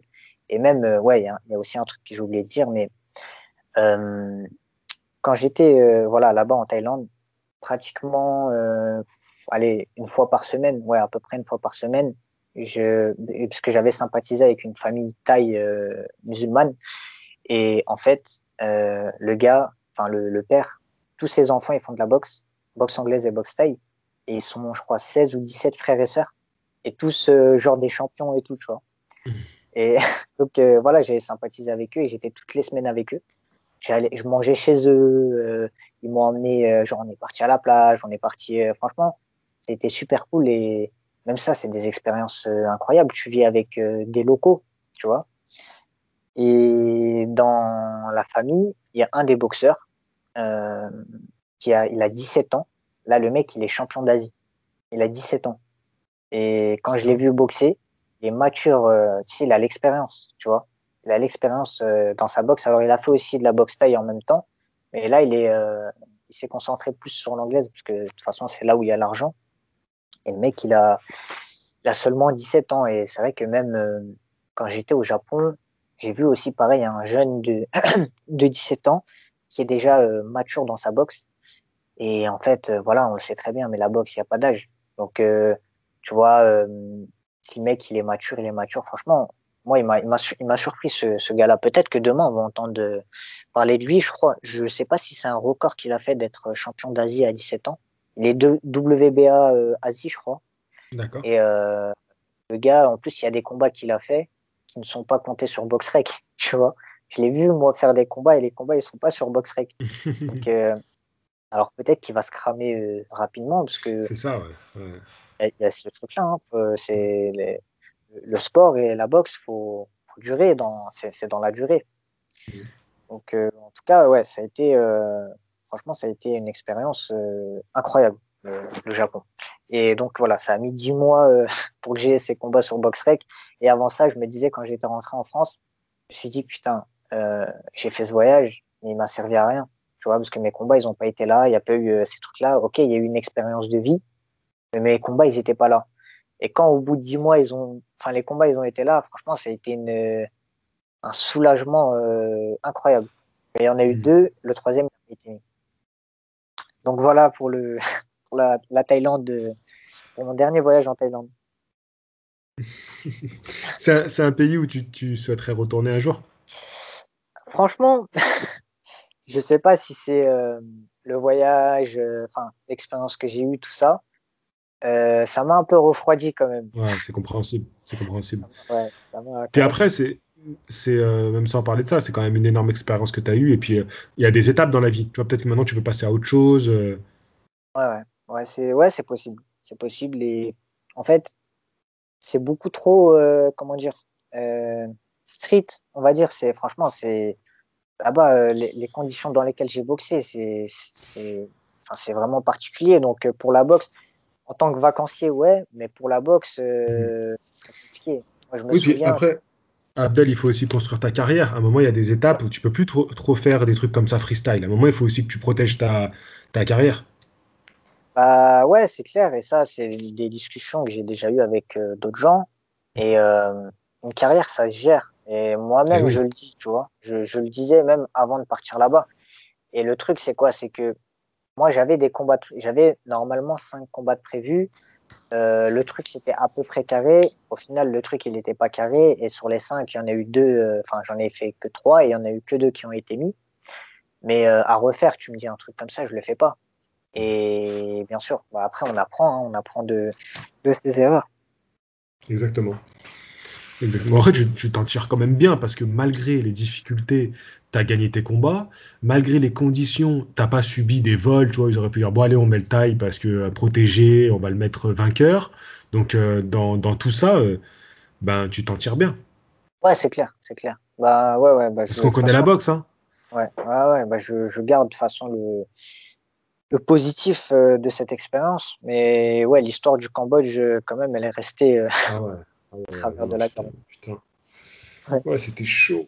Donc, du coup, là, quand tu rentres de la Thaïlande, c'est quand? C'est quand? On est février 2020, juste D'accord. avant ces histoires de Covid. Et je devais combattre dans ma ville. J'avais des Ok, combats de prévus. Moi, j'ai jamais boxé en professionnel dans ma ville. Donc, franchement, d'accord. c'était un truc quand même attendu de la part des gens de ma ville, etc. Mon entraîneur, il mettait les choses en place. Sauf que voilà, dès que je reviens bah, en France, il y a le Covid qui commence. Et donc, le combat est annulé. Il est reporté, puis après, voilà, annulé. Et moi, pendant ce temps-là, j'avais l'idée du Japon qui avait germé dans ma tête. Et en fait, je me suis dit, bah, écoute, travaille à mi-temps pendant que tu t'entraînes et économise de l'argent. Et Mhm. après, tu te lances dans l'expérience Japon. Donc, j'ai économisé de l'argent, j'ai fait un petit peu, j'ai fait du coaching, j'ai fait des cours de boxe, j'ai fait Uber Eats, tu vois.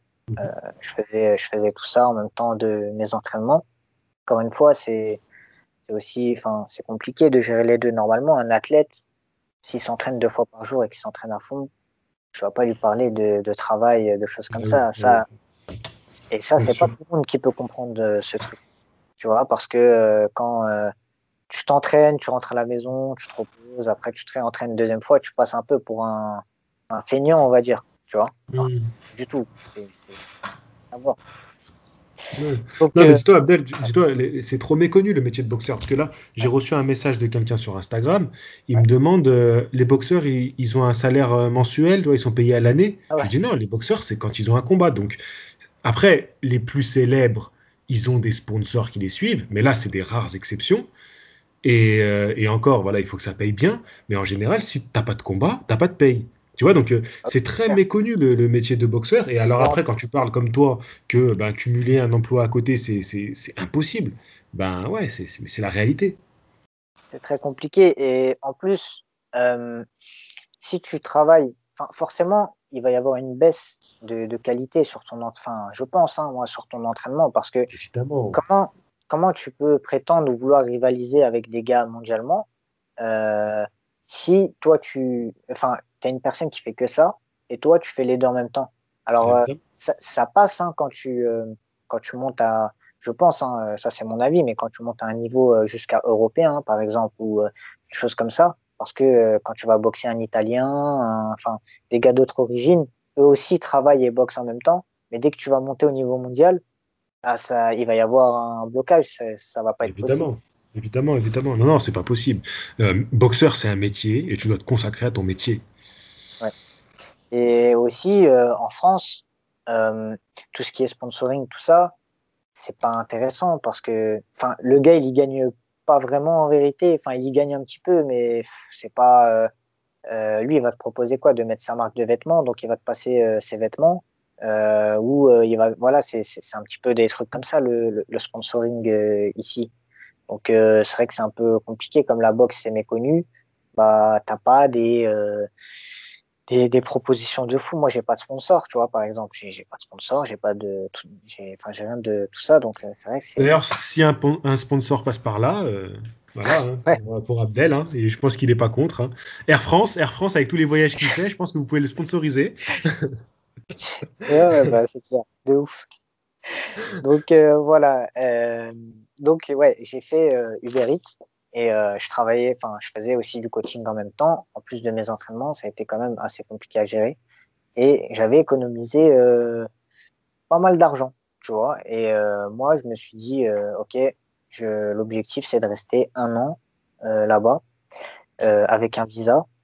Et au final, voilà, avec l'argent que j'avais, ça m'aurait pas pu, enfin, j'aurais pas pu tenir toute l'année. mais j'aurais pu tenir voilà, une bonne partie. Et en travaillant à mi-temps, j'aurais pu voilà, tenir toute l'année. Sauf que avec le Covid, les visas, ils ont été fermés. Enfin, tout était fermé, les touristes, tout ça.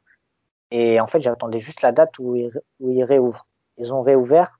Donc, j'ai fait voilà, ma demande de visa, tout ça. En période Covid, c'est très compliqué parce que il y a des documents qu'on te demande en plus, dont un document qui était en fait, euh, on te demandait d'avoir comme un espèce de garant. Donc, c'est soit un employeur, soit une école qui se porte garant de toi, que tu fasses ta quarantaine et que si tu la respectes pas, en gros, l'employeur ou l'école, eh ben, c'est limite, enfin, elle n'est pas affichée publiquement, mais genre, en gros, eux, ils ont fait rentrer un étranger qui n'a pas respecté le truc, tu vois, qui n'a pas D'accord. respecté la quarantaine. Donc déjà, je pense que aucun employeur, il va te prendre, sauf si tu es vraiment, t'as un diplôme de fou, tu as un truc dont ils ont besoin. Donc l'employeur, c'était mort. Et après, pour l'école, j'avais trouvé un truc, mais genre, c'était seulement 2 semaines de cours. En fait, c'est un truc bidon un peu pour avoir ce papier-là. Et donc, ouais, juste pour un papier, j'ai payé 700 euros, tu vois. Ouh. Après, j'ai fait les 2 semaines de cours. Donc, j'avais un billet C'était quoi? d'avion. C'était intéressant quand même? Ouais, c'était intéressant. Tu apprends la langue, en fait. Tu apprends la Ah, ok, langue. ok. Ouais, c'était cool.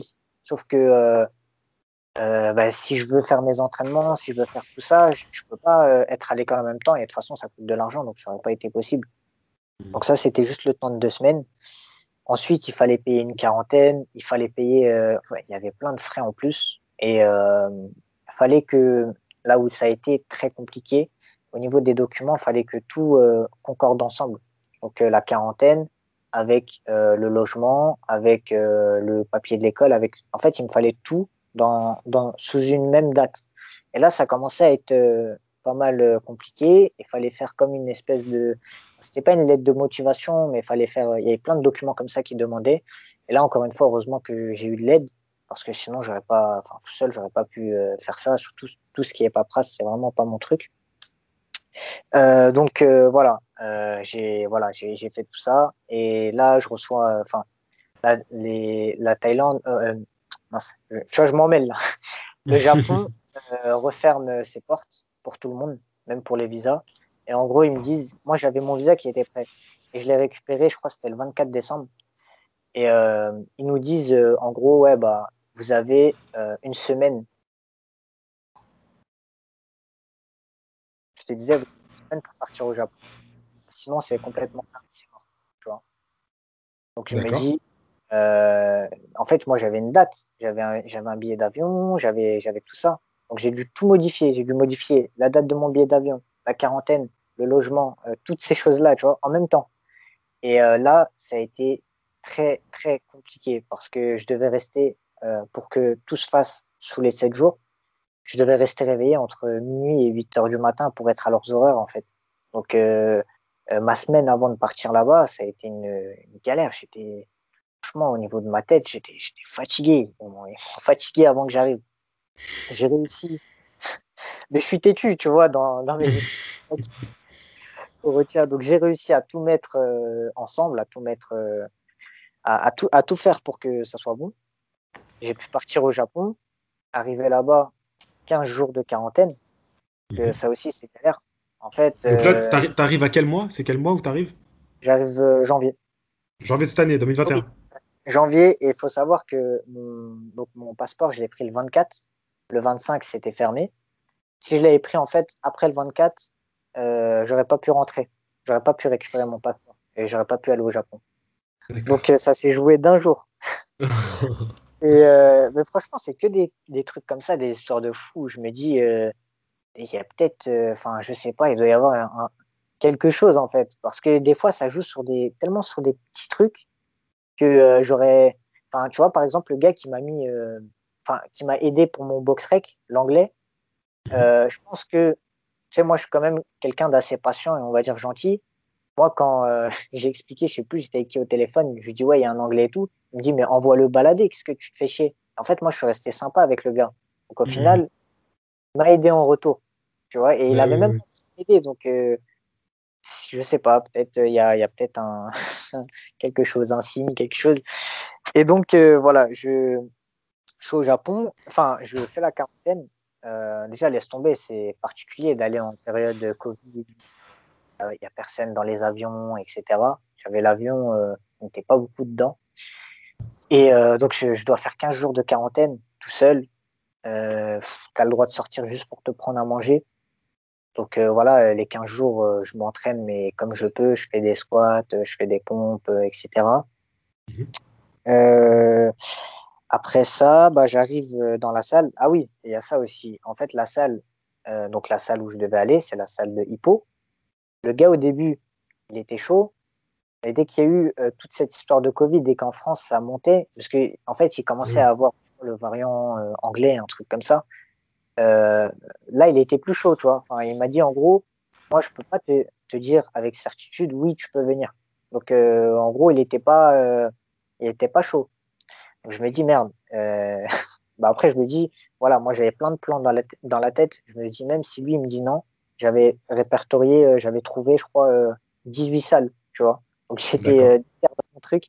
Et je me suis dit, OK, voilà, j'ai économisé de l'argent, c'est pas pour rien. Je vais aller là-bas dans cette période et je vais boxer. Tu vois, j'étais déterminé pour boxer et pour faire, voilà, faire un bout de ma carrière là-bas. Donc j'arrive dans la salle, déjà j'envoie des messages au coach, je crois qu'il me répondait même plus au bout d'un moment. J'arrive dans la salle, il me voit, il est choqué en fait. Je comprends pas, tu vois.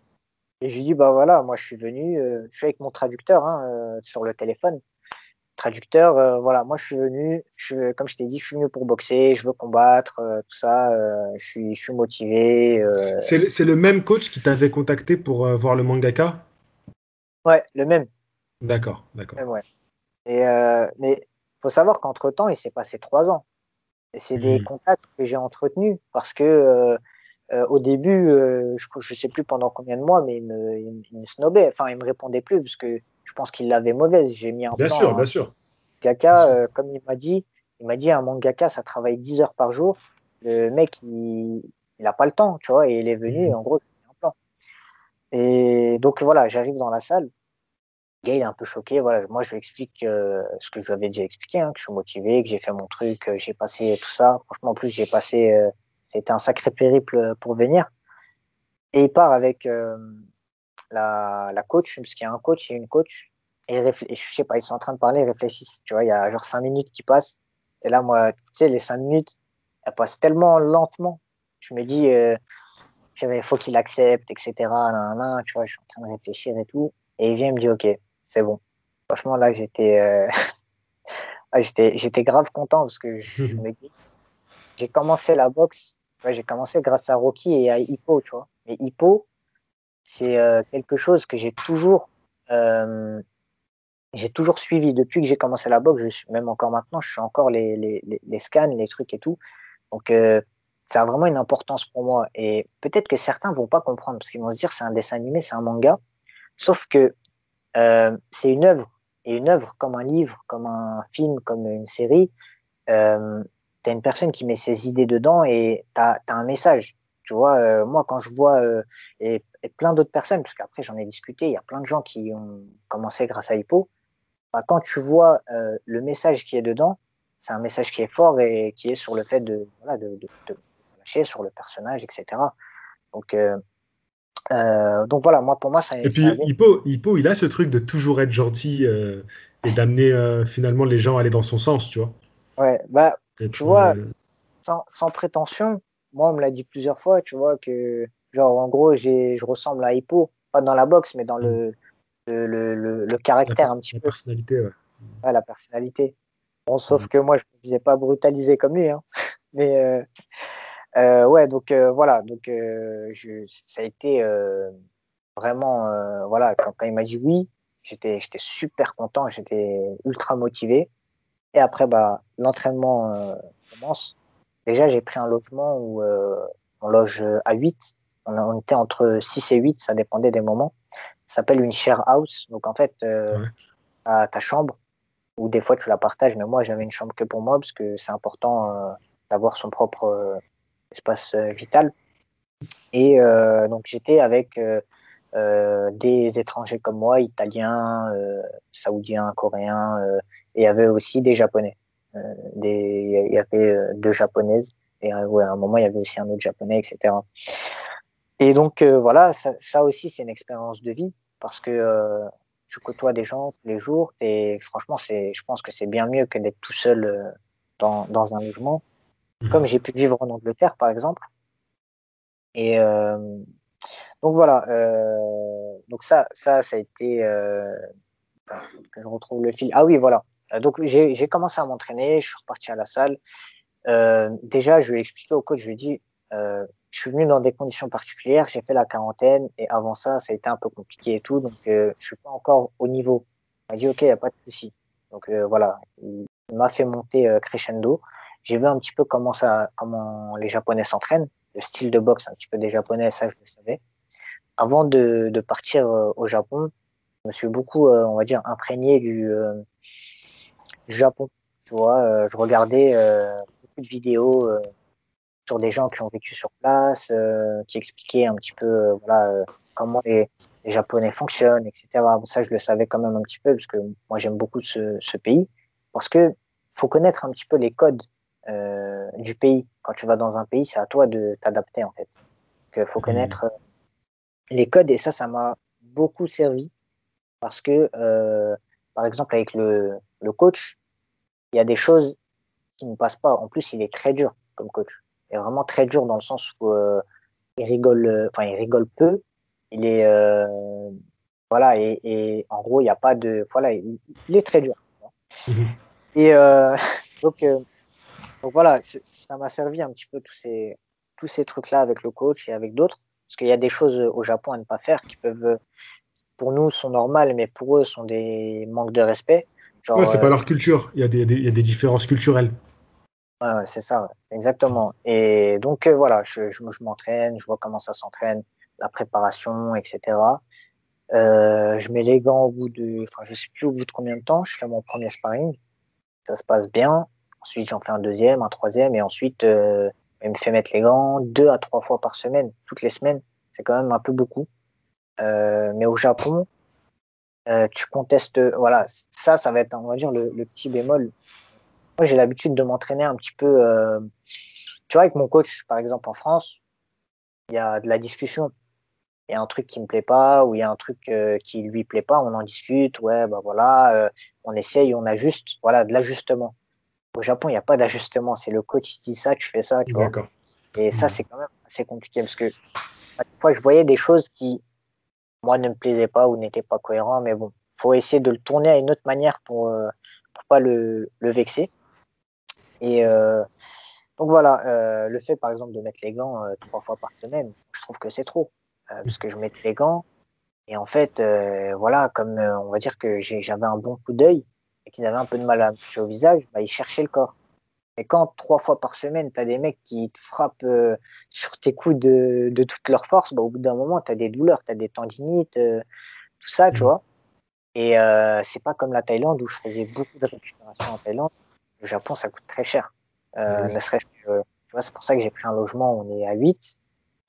C'est pour ça que j'ai pris, tu vois, j'ai vite vu que les transports en commun, ça allait pas être possible, et je me suis pris un vélo. Et en fait, le vélo, bah, ça a été un kiff. Tu vois, t'es dans les rues de Tokyo à vélo, tout ça, le soir et tout. Franchement, c'est stylé. Et, et ça te fait économiser de l'argent. Donc, j'ai dû faire. Moi, je voulais travailler. Bah, avant de travailler, il me fallait un compte en banque japonais. Très D'accord. compliqué. Tout ce qui est paperasse au Japon, franchement, c'est incroyable, mais comment ils compliquent les choses. Enfin, sur chaque truc, c'est notre culture. Et donc, voilà, pour faire mon compte en banque, on me disait, enfin, il fallait que je ramène une personne qui parle japonais avec moi pour ouvrir mon compte, parce que voilà, il fallait répondre à certaines questions. Sauf que moi, j'avais personne. C'était à des horaires où les gens sont en train de travailler. Et surtout au Japon, où les gens travaillent beaucoup. Donc, voilà, ça a été compliqué, ça a traîné. Ensuite, j'ai ouvert donc mon compte, et j'ai pu commencer à travailler à mi-temps. Et j'ai fait Uber Eats au Japon aussi. D'accord. Donc, J'ai fait le même taf que je faisais ici. Et ensuite, voilà, donc le coach voulait me faire boxer. Et pour boxer, il faut une licence. Sauf que la Mhm. licence japonaise, encore une fois, c'est beaucoup plus compliqué qu'une licence française. Il me demandait des papiers. Il me les demandait genre 2 fois, 3 fois les mêmes papiers, mais dit sous une autre forme, des papiers de la fédération, des trucs. Tu sais, en Thaïlande, tu veux boxer, tu boxes. Aux États-Unis, tu veux boxer, c'est pas comme la Thaïlande non plus, mais c'est plus simple. Donc, ouais, D'accord. ça a été très compliqué aussi la licence. Heureusement que mon entraîneur il était là en France pour faire le nécessaire. Et donc voilà, je commence. Enfin, on arrive à faire la licence. Il y a une date, il y a une première date de combat, mais qui est éloignée, qui est le 21 juin. Mais il Mhm. devait y avoir, on était en train de, enfin, il essayait de me faire boxer avant. Sauf que problème, et là, ça m'a surpris un petit peu des Japonais. Il me dit les Japonais, ils sont pas très chauds quand ils voient un étranger boxer un étranger. Et en plus, tu as été champion de France, tout ça, t'as un palmarès amateur et tout. Donc apparemment, ils étaient pas chauds. Tu vois, ils D'accord. voulaient pas. Sachant que dans ma catégorie, quand tu regardes en fin de saison, donc quand les gars ils ont boxé et qu'il y a toutes les licences, ils sont à peu près 150 dans ma catégorie en pop-up. En Eh oui, France, les 10. oui. Ouais. Les 10, et en plus, voilà, les premiers, c'est des gars de niveau mondial. T'as Oubali, t'as Garfi, etc. Tu vois. Donc, si tu veux boxer en France, c'est beaucoup plus compliqué qu'au Japon. Et au Japon, je galérais, enfin, ils galéraient à me trouver un premier combat. Donc, C'est fou ça. voilà, ouais, franchement, c'est quelque chose qui m'a surpris. Donc, j'ai commencé, voilà, à taffer à mi-temps. Mais je voyais que le combat, comme il tardait et que j'avais tardé à trouver un taf à cause du fait que j'ai pas de compte en banque et même c'était compliqué de trouver un taf là-bas. Financièrement, encore une fois, ça allait être un peu compliqué. Enfin, même pas un peu, ça allait être compliqué. Et donc, j'hésitais, j'ai eu une idée, enfin, je sais plus avec qui j'en parlais, qui m'a donné cette idée. Il me dit, pourquoi tu fais pas une cagnotte? Mhm. Et moi, je me suis dit, ça, j'ai toujours refusé ce truc-là parce que je me suis dit, hein, enfin, c'est bizarre, ce ressenti, mais je me suis dit, je vais pas demander. Enfin, il y a d'autres causes plus justes, plus nobles, tu vois. Et j'en ai discuté avec mon entraîneur et mon entraîneur m'a dit non. C'est celui qui veut t'aider, il t'aide, tu forces personne. Et en plus, voilà, il y a des gens qui peuvent être touchés par ton parcours, par tout ça, et tu vas pas faire foirer un voyage au Japon alors que tu as galéré pour y aller, pour au final, je sais pas, peut-être 1000, 2000, quelque chose comme ça, euros.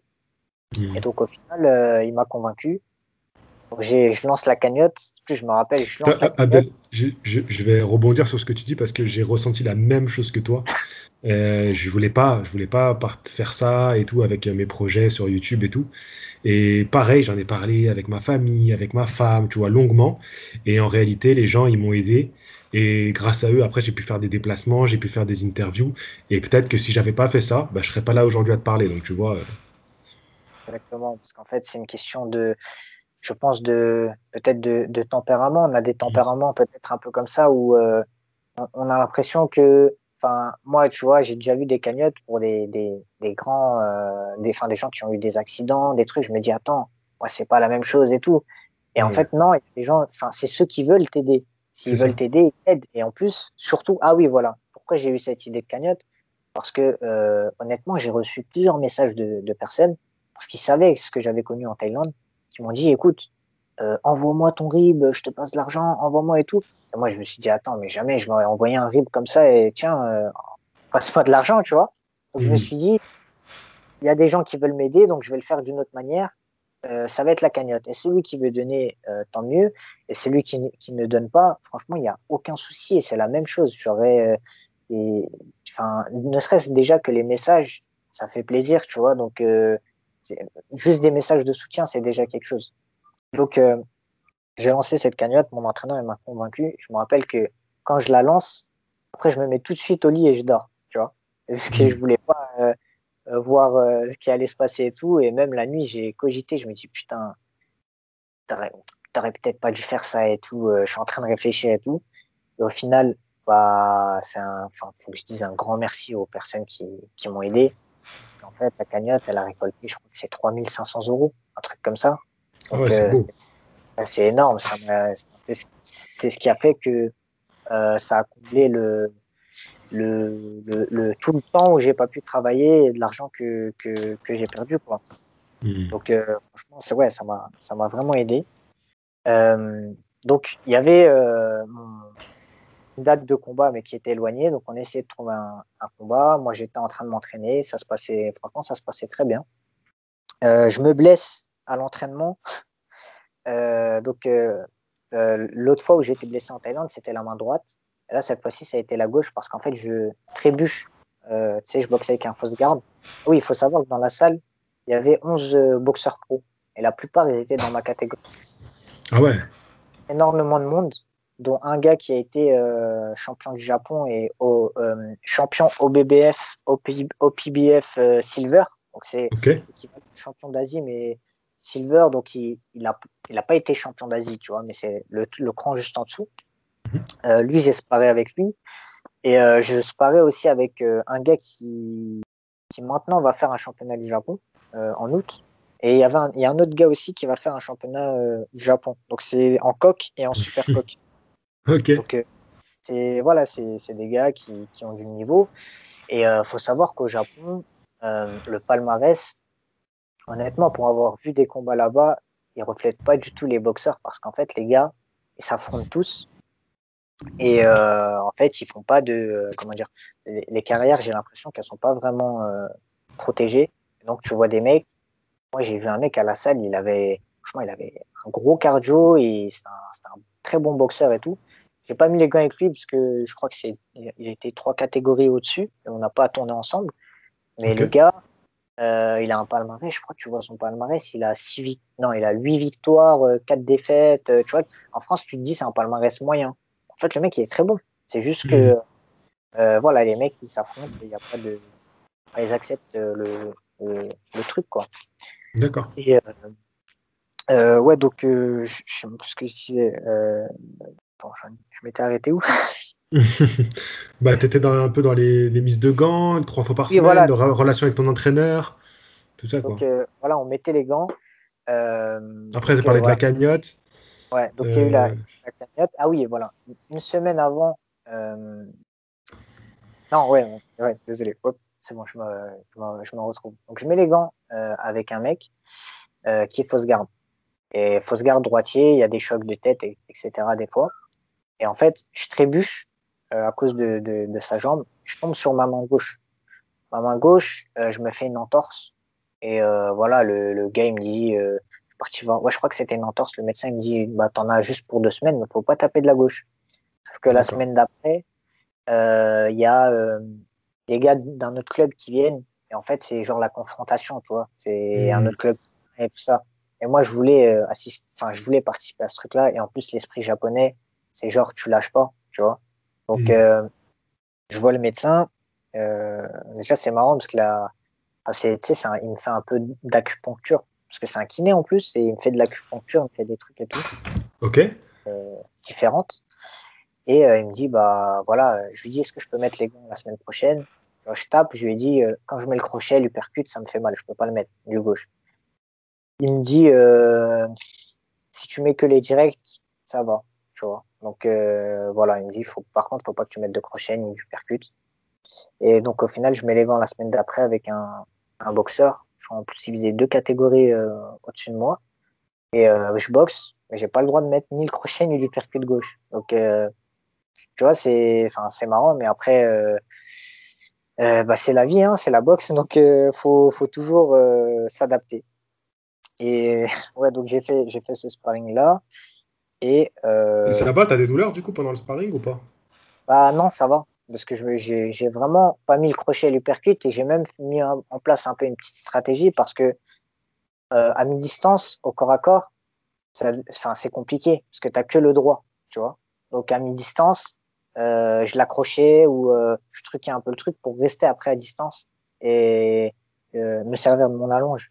Et même avec l'entraîneur, tu vois, il me disait non, jab, tu vois, quand on se collait, enfin dès qu'il venait à mi-distance, etc., tu vois. Parce que lui, il était au courant, je l'ai prévenu. Et aussi, ce qu'il faut savoir, et ce qui est marrant, c'est que l'entraîneur, il a fait tout un. Enfin, il a fait une feuille et il m'a passé une feuille où il y a une combinaison de coups. Genre, le chiffre 7, c'est tel coup, le chiffre 8, c'est tel coup. C'est comme D'accord. ça qu'on se comprenait. Parce que, ouais, ce que j'ai pas dit aussi, c'est qu'au Japon, beaucoup de Japonais ne parlent pas l'anglais. Énormément. Je pense que c'est 80%. Je les compte. Enfin, je sais même pas le nombre de fois où les gens m'ont parlé en anglais. C'est très, très rare, tu vois. Et dans la salle, personne ne parle anglais. Mm. J'étais dans une salle où personne ne parlait la langue que je parlais. Donc, je devais trouver ça. J'étais à chaque fois avec mon traducteur vocal. Tu sais, ils entendaient la voix du traducteur à chaque fois. Et donc, ouais, je pense que le coach, ça l'a marqué parce qu'il s'est dit, le mec, il a fait tous ces efforts, quoi. Et donc, c'est pour ça qu'il y avait un système de combinaison pour qu'on se comprenne. Je devais apprendre les chiffres en japonais, donc ça va. Genre, il me disait 8, c'était hypercutus droit. Il me disait 2, c'était le crochet du gauche, etc. Et Ok. ouais, c'était marrant un petit peu. Et bah, après, il m'est arrivé ma petite galère actuelle, c'est que en partant courir, je me suis fait une rupture du tendon d'Achille. Mon tendon, il a sauté comme ça à l'entraînement. Ah, c'est Enfin, fou ça. ouais. T'as pas d'explication pourquoi il a sauté à ce moment-là? Euh, J'en ai déjà parlé avec des médecins, j'en ai parlé et on dit que j'ai même regardé sur Internet, ça peut venir comme ça en fait. Moi, je connais, maintenant que je l'ai et que j'ai discuté avec d'autres gens qui ont eu cette blessure, bah, tu Mhm. peux faire un match de foot et faire une rupture du tendon d'Achille. Tu peux faire, j'ai un autre gars qui l'a fait en handball, tu peux le faire, j'ai deux potes boxeurs qui se sont fait ça aussi. Donc, D'accord. et, c'est comme ça. Alors, normalement, c'est si tu es déshydraté ou que tu es fatigué, c'est des circonstances, on va dire, aggravantes, mais tu peux te le faire Souvent. aussi si tu es en pleine forme et que en plus, tu n'as pas de douleur particulière, etc. Ouais, donc, c'est ce qui m'est arrivé. Et encore une fois, ça a été compliqué parce que j'ai dû aller à l'hôpital, j'ai dû faire plein de choses et les Japonais, comment dire, ils m'ont un peu aidé, mais très peu, tu vois. Et même, j'avais même été un peu, euh, pas surpris, mais euh, enfin, c'est particulier, c'est une ambiance différente, tu vois. C'est des comportements différents. Et par contre, une fois Mm. que je suis rentré, ils étaient tous là à m'envoyer des messages, et même encore maintenant, on discute souvent. Donc, je sais pas, ouais, c'est particulier. Et donc, j'ai dû rentrer en France. Et ce qu'il faut savoir, c'est que j'étais en train de régler un petit peu les problèmes, enfin les problèmes financiers étaient en train de se régler, Mhm. et j'avais une personne qui dirigeait, on va dire que c'est un PDG d'un truc, tu vois, qui était prêt à me sponsoriser pour mes combats. Donc on était dans de la discussion sur ça, tu vois. Donc j'étais en train de régler, voilà, ces choses-là. Au final, bah, la blessure elle est arrivée. Donc donc après voilà, hein, c'est la vie et La blessure, elle est heureusement arrivée quand, Abdel? elle est arrivée, c'était en avril, je crois. Avril. Ouais, en avril, 13 avril, quelque chose comme ça. Mm. Et heureusement que j'ai pris une assurance. Et maintenant, avec le recul, tu vois, en Thaïlande, j'avais pas cette assurance-là. Et avec le recul, je me dis que voilà, c'est ceux qui peuvent écouter. Enfin, s'il faut payer 30 euros ou 50 euros, quelque chose comme ça en plus dans l'option, dans le billet d'avion, franchement, il faut le prendre. Parce que moi, mon billet d'avion, il a coûté 8 000 euros. C'est pas moi qui l'ai payé, c'est l'assurance, tu vois. Mm. Et quand ils m'ont dit que ça a coûté 8 000 euros, j'étais en première classe. Parce que j'ai été rapatrié d'urgence. Donc, ouais, franchement, ouais, c'est un truc à ne pas négliger. Et est-ce que tu veux savoir le pire? Dans- Vas-y, dis-moi. Tu vois, parce que j'ai pas parlé de Morikawa, Ouais, euh, le mangaka. ouais. Il faut savoir que le mangaka, l'entraîneur, il, limite, il lui a interdit, enfin, c'est pas qu'il lui a interdit, mais j'avais interdiction de le voir avant, tu vois, enfin, de le voir. Pourquoi? Parce que il devait être dans mon coin pour mon combat. Je devais boxer avec le short de Hippo.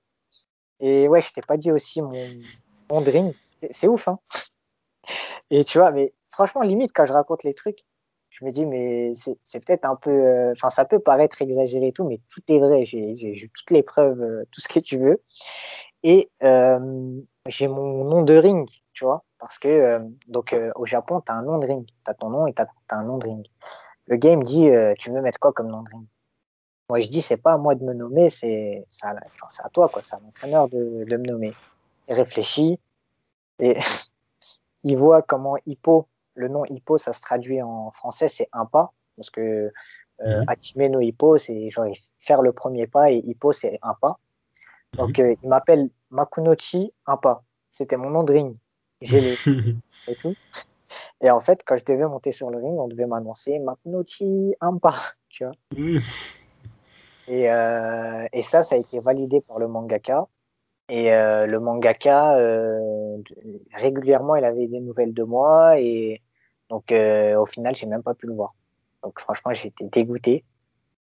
Et dernièrement, il y a eu, tu sais, j'ai vu l'info que, bon là, ça c'est un peu manga, mais il y a, en gros, il y a un manga qui est connu qui s'appelle Berserk.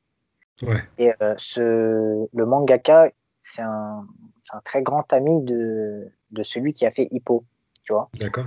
Et genre, C'était un grand ami, parce ouais, qu'il est... voilà, il est décédé. Ouais, il est Oui, décédé. Et donc, le mangaka enfin, celui qui a fait Hippo, Morikawa, il a fait genre comme une espèce de dépression apparemment, où il oui. mangeait plus, il s'alimentait plus, tu vois. Je suis tombé sur la nouvelle. Et en fait, moi, je l'ai son contact. Et jamais, enfin, je me permets pas de lui envoyer un message ou quoi. Et là, je lui ai envoyé un message. Tu vois, je lui ai dit, voilà, tu sais, genre un message de soutien par rapport à ça et tout. Et après, il m'a répondu merci. Et genre, le coach japonais, il m'a envoyé un message. Il m'a dit, il a vraiment apprécié le message que je lui ai envoyé. Et genre, ils ont parlé de moi et tout après et tout. Donc, je pense que c'est plaisir. Mais oui, et puis de toute façon, c'est que partie remise, tu vois. Tu t'es toujours créé des opportunités incroyables, t'es allé de l'avant, t'as rien lâché. Moi, je dis toujours, ça s'est pas fait là, ça se fera et ça sera encore plus ouf la prochaine fois où tu auras l'opportunité de le rencontrer, tu vois. Ouais. Ouais, bah, C'est... voilà, c'est ça. C'est la vie, tu sais pas de quoi demain est fait. Et peut-être que demain, je vais me dire, ah ouais, il m'est arrivé ça. Mais en fait, sans ça, par exemple, la Thaïlande, sans la Thaïlande, je serais pas parti au Japon. Et quand j'étais revenu de la Thaïlande, je me suis dit, ah ouais, mais ce voyage, m'a coûté de l'argent, il m'a cassé la tête, ça a été une galère et mes combats, ils étaient pas sur BoxRec. Et au final, non, bah, ce combat-là, j'ai vu Inoue Donner et j'ai vu Oubali Inoue. Et j'ai vu, enfin, tu vois ce que je veux dire? Il y a eu plein de choses qui Hmm. ont fait que au final, il y a eu du positif dans ces trucs-là. Et franchement, en termes d'expérience de vie, c'est incroyable. Parce que là, je reviens plus au niveau voyage, franchement, j'ai appris plein de choses. Et sur le Japon, euh, là, je le dis honnêtement, moi, le Japon, c'est un pays que je kiffe, mais les vacances et la vie, c'est pas pareil. C'est Oui, vraiment, bien sûr, bien sûr. j'ai un retour tu vois, quand je livrais en Uber Eats, le nombre de mecs qui me regardaient super mal en Uber Eats et qui me fixaient, tu vois. Les Japonais, ils sont comme ça en plus.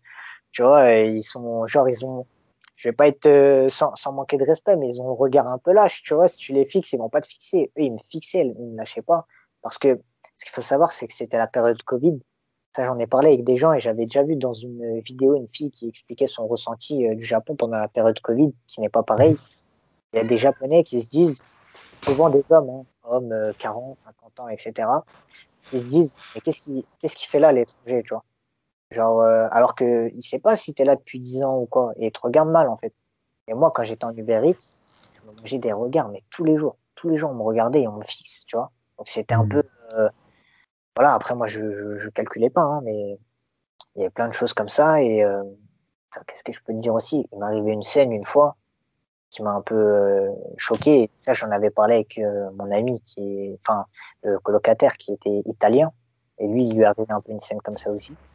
C'est qu'en fait, je suis en train de passer à vélo, mais je suis à Mhm. pied. Tu vois, genre, je tiens mon vélo, il y a une colline et il y a d'autres vélos aussi qui passent. Et en fait, il y a une femme, une japonaise avec son mari et son enfant. Et elle me voit et elle attrape sa petite fille, tu vois, de genre de 6 ans et elle me regarde super mal, tu vois. Tu vois, je me regarde comment je suis habillé, je me dis, mais il n'y a rien. Tu vois, j'ai même mon masque et tout, il n'y a rien de. Enfin, je suis pas suspect, il n'y a rien, tu vois. Et je continue à marcher. Et il y a le mari, il court, il me prend en photo et après, ils partent. J'ai jamais compris. J'ai pas cherché à comprendre, tu vois. Moi, j'ai tracé ma route, mais plein de trucs comme ça. Franchement, tu vois, je sais pas si je pourrais dire du racisme, mais que ce soit en Thaïlande ou au Japon, euh, tu vois l'autre côté, tu vois, et quand tu restes longtemps, il y a des mots là-bas pour t'appeler l'étranger. Moi, en Thaïlande, je me souviens que j'ai passé toute une journée avec des gens, ils connaissaient mon nom, mais ils voulaient pas m'appeler par mon nom, ils m'appelaient l'étranger, tu vois, tout le temps. L'étranger, l'étranger, l'étranger, toute la journée. Et plein d'expériences comme ça, mais après, voilà, ça c'est le négatif, mais il y a aussi tellement de positifs, c'est tellement... Hmm. Non, mais après, je comprends. Après, voilà, après ça s'explique aussi historiquement. Le Japon, c'est une petite île, c'est très enfermé. Nous, en France, c'est la culture méditerranéenne, donc c'est pas ouais, du tout la même chose. Ils ont quand même, je pense, un gros traumatisme avec les Américains quand même. Il faut pas oublier. Donc, bien il y a sûr, toujours des choses qui s'expliquent. Mais c'est vrai que l'histoire. ils sont fermés, les Japonais, par rapport à ça. C'est-à-dire qu'ils vont être très, très serviables. Et quand tu vas en vacances, comme tu le dis, tu passes un merveilleux moment. Mais après, pour y vivre, c'est pas pareil. Tu seras jamais un Japonais à leurs yeux. Voilà, tu seras Exactement. toujours, voilà. Et en fait, dans des pays comme ça, tu es un invité. Tu fais pas partie de la famille, tu es un invité. C'est ça. Donc, on t'accueille comme un invité, mais après, voilà, tu fais pas partie de la famille. Et ça, on te le Hmm. fait comprendre sur certains. Exact, exact. Hmm. Après, tu vois, dans la salle où j'étais, et c'est même aussi ça qui est très bizarre, parce que enfin, j'ai créé, on va dire, des vraies amitiés avec des gens. Et ce qui m'a choqué, c'est que certaines personnes avec qui je parlais à peine, on n'avait pas beaucoup d'interactions. Alors, quand je suis rentré, ils pleuraient, tu vois. Et Hmm. d'autres personnes avec qui on se calculait tous les jours, bah, maintenant que je suis là, ils me calculent plus, tu vois. Et je me dis, enfin, en fait, tu n'arrives pas à les cerner. Parce que, ouais, ce qu'il faut comprendre aussi, c'est qu'il y a un truc qui s'appelle le tatemae au Japon. C'est de ne pas dévoiler ses sentiments. Tu vois, si tu es en Hmm. colère, tu dois garder la face. Donc, Hmm. c'est compliqué, même quand j'étais à l'entraînement avec le coach, de ne jamais vraiment savoir sur quel pied danser, on va dire. Tu vois, s'il est pas content ou quoi, il va pas te le dire. Tu vas pas avoir une discussion avec. Hmm. Ouais, je vois. Après, voilà, hein, c'est des expériences de vie. Tu souhaites y retourner au Japon? Là, pour Faire un l'instant, combat là-bas? c'est un gros point d'interrogation, hein, pour l'instant, hein. Je sais pas encore ce que je vais faire après. Là, je suis en pleine période de rééducation par rapport à ma jambe. J'ai beaucoup misé sur ce voyage au Japon. J'ai mis beaucoup d'argent. Et en fait, voilà, au final, ça n'a pas payé. Et maintenant, c'est vrai que c'est assez compliqué, hein. Donc, je vais voir comment je vais faire. Je me laisse encore un peu de temps pour réfléchir. Hmm. Ouais, après, vu ton histoire, vu ce que tu allais réaliser, le système de la cagnotte, tu l'avais déjà fait, pourquoi pas le réitérer? Les gens, ils ont écouté ton histoire. Ça n'a jamais été fait dans ce but-là, hein. Voilà, je tiens à le préciser parce que j'étais pas du tout au courant de tout ce qu'a raconté Abdel. Mais moi, quand j'entends ça, j'ai limite envie de dire, bah, pourquoi pas réouvrir une cagnotte pour que quand tu seras de nouveau sur pied, que tu puisses, sur pied en plus, c'est bien le cas de le dire, parce que c'est bien tes pieds qui vont pas, que tu Ouais, puisses repartir et vivre ton rêve. Parce que en France, il y a plein de fans de Hippo et du Japon, et pourquoi pas, bah, en ayant entendu ton histoire, te soutenir. Puis moi, ce sera l'occasion de venir te voir. ouais, franchement, ça serait top. Tu sais que dans la salle, les gars, ils m'appellent Impa. Mon prénom, c'est Impa là-bas. Tous les jours, ils Euh, m'appellent Impa, tu vois. ouais, il Et faut le réaliser, ça. Il faut le faire. Il ouais, faut le faire. bah, après, en vérité, sportivement parlant, le Japon, si je devais comparer le Japon avec New York est beaucoup plus intéressant parce que au Japon, si tu veux, le fait d'être champion national, ça a vraiment beaucoup de prestige là-bas. Et tu vois, pour monter dans les classements, les championnats japonais, les trucs et tout, ça prend tellement de temps. C'est pour ça que Naoya Inoue, euh, les gens ne s'en rendent pas compte, mais ce qu'il a fait, c'est incroyable. C'est incroyable. Quand enfin, je crois qu'il a été champion du Japon au bout de 3 combats, un truc comme ça, et que dès ses 2 premiers combats, il prend genre le champion philippin et le champion je sais pas quoi. Alors qu'au Japon, moi je l'ai vu, le système. Si, quand tu es 150 dans une catégorie pour être champion japonais, c'est très compliqué. Ça prend des années, tu vois. Et même, enfin, je sais pas, ça, on va dire que c'est un gros point d'interrogation. Mais ouais, en tout cas, c'est clair Ouais, que c'est. t'as raison. Après 3 combats professionnels, le quatrième, il devient champion du Japon. Ouais. Et tout de suite après, le titre au PBF, il enchaîne.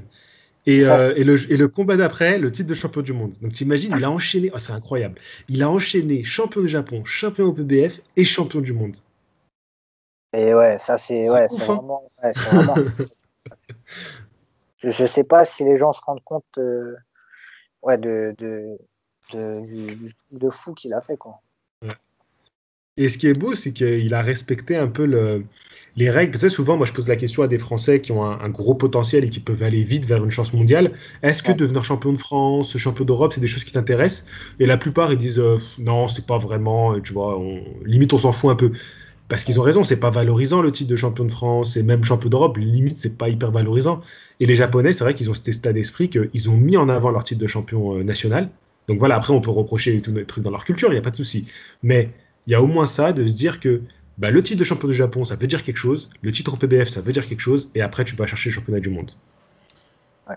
Non, mais ouais, c'est ça, c'est comme tu as dit. Et si on devrait faire un comparatif avec la France, on va prendre juste ma catégorie où on est 10.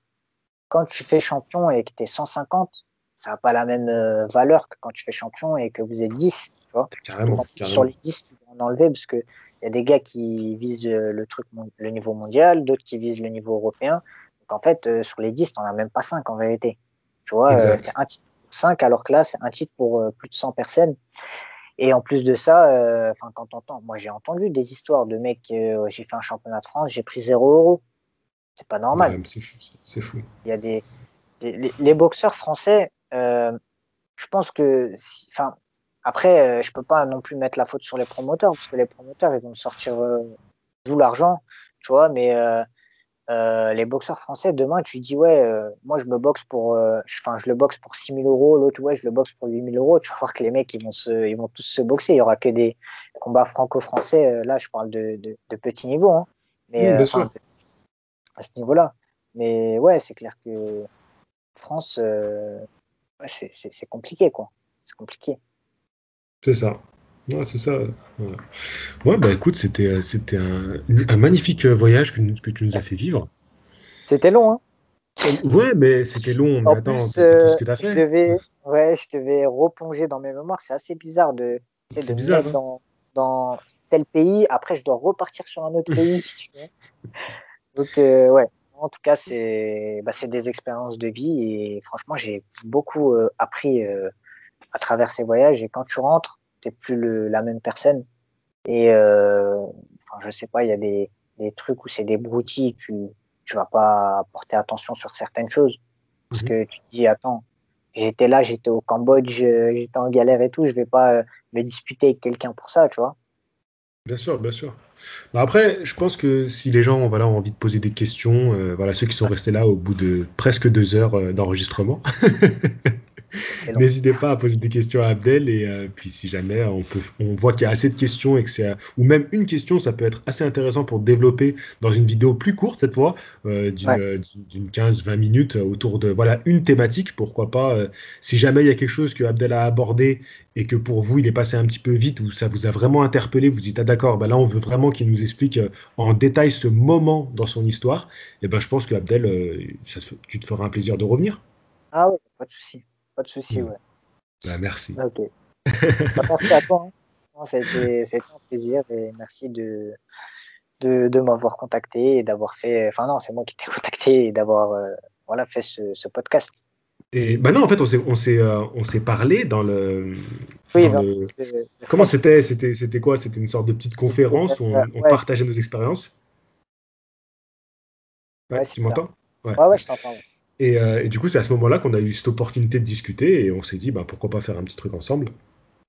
Non, bah ouais, ouais, c'est ça. Et bah écoute, ça a été super cool et c'est bien de mettre en avant toutes ces choses-là, la boxe, les boxeurs, parce que en France, des bons boxeurs, il y en a. C'est juste qu'on n'a pas les mêmes infrastructures. C'est juste que les choses ne sont pas mises de la bonne façon pour que les mecs puissent briller. Je suis sûr qu'il y a plein de Français, enfin, il y a des Français, si tu les avais mis aux États-Unis et qu'ils avaient la nationalité américaine, ça serait des champions du monde ou ça serait des grands champions. Exactement, exactement. De toute façon, Abdel, si on peut t'aider, la communauté Box Attitude ou même moi, eh ben, on sera là pour toi. Voilà, là, tu es en convalescence, donc prends le temps de bien te remettre. Voilà, ton corps a besoin de repos après tout ce qu'il a vécu, et Ouais, puis tu reviendras encore plus fort, tel un Saiyan. ouais, c'est ça. Bah, écoute, merci beaucoup. Merci Jean-Charles. Je vous dis à tous, à très bientôt, à la prochaine. Fighting! Salut.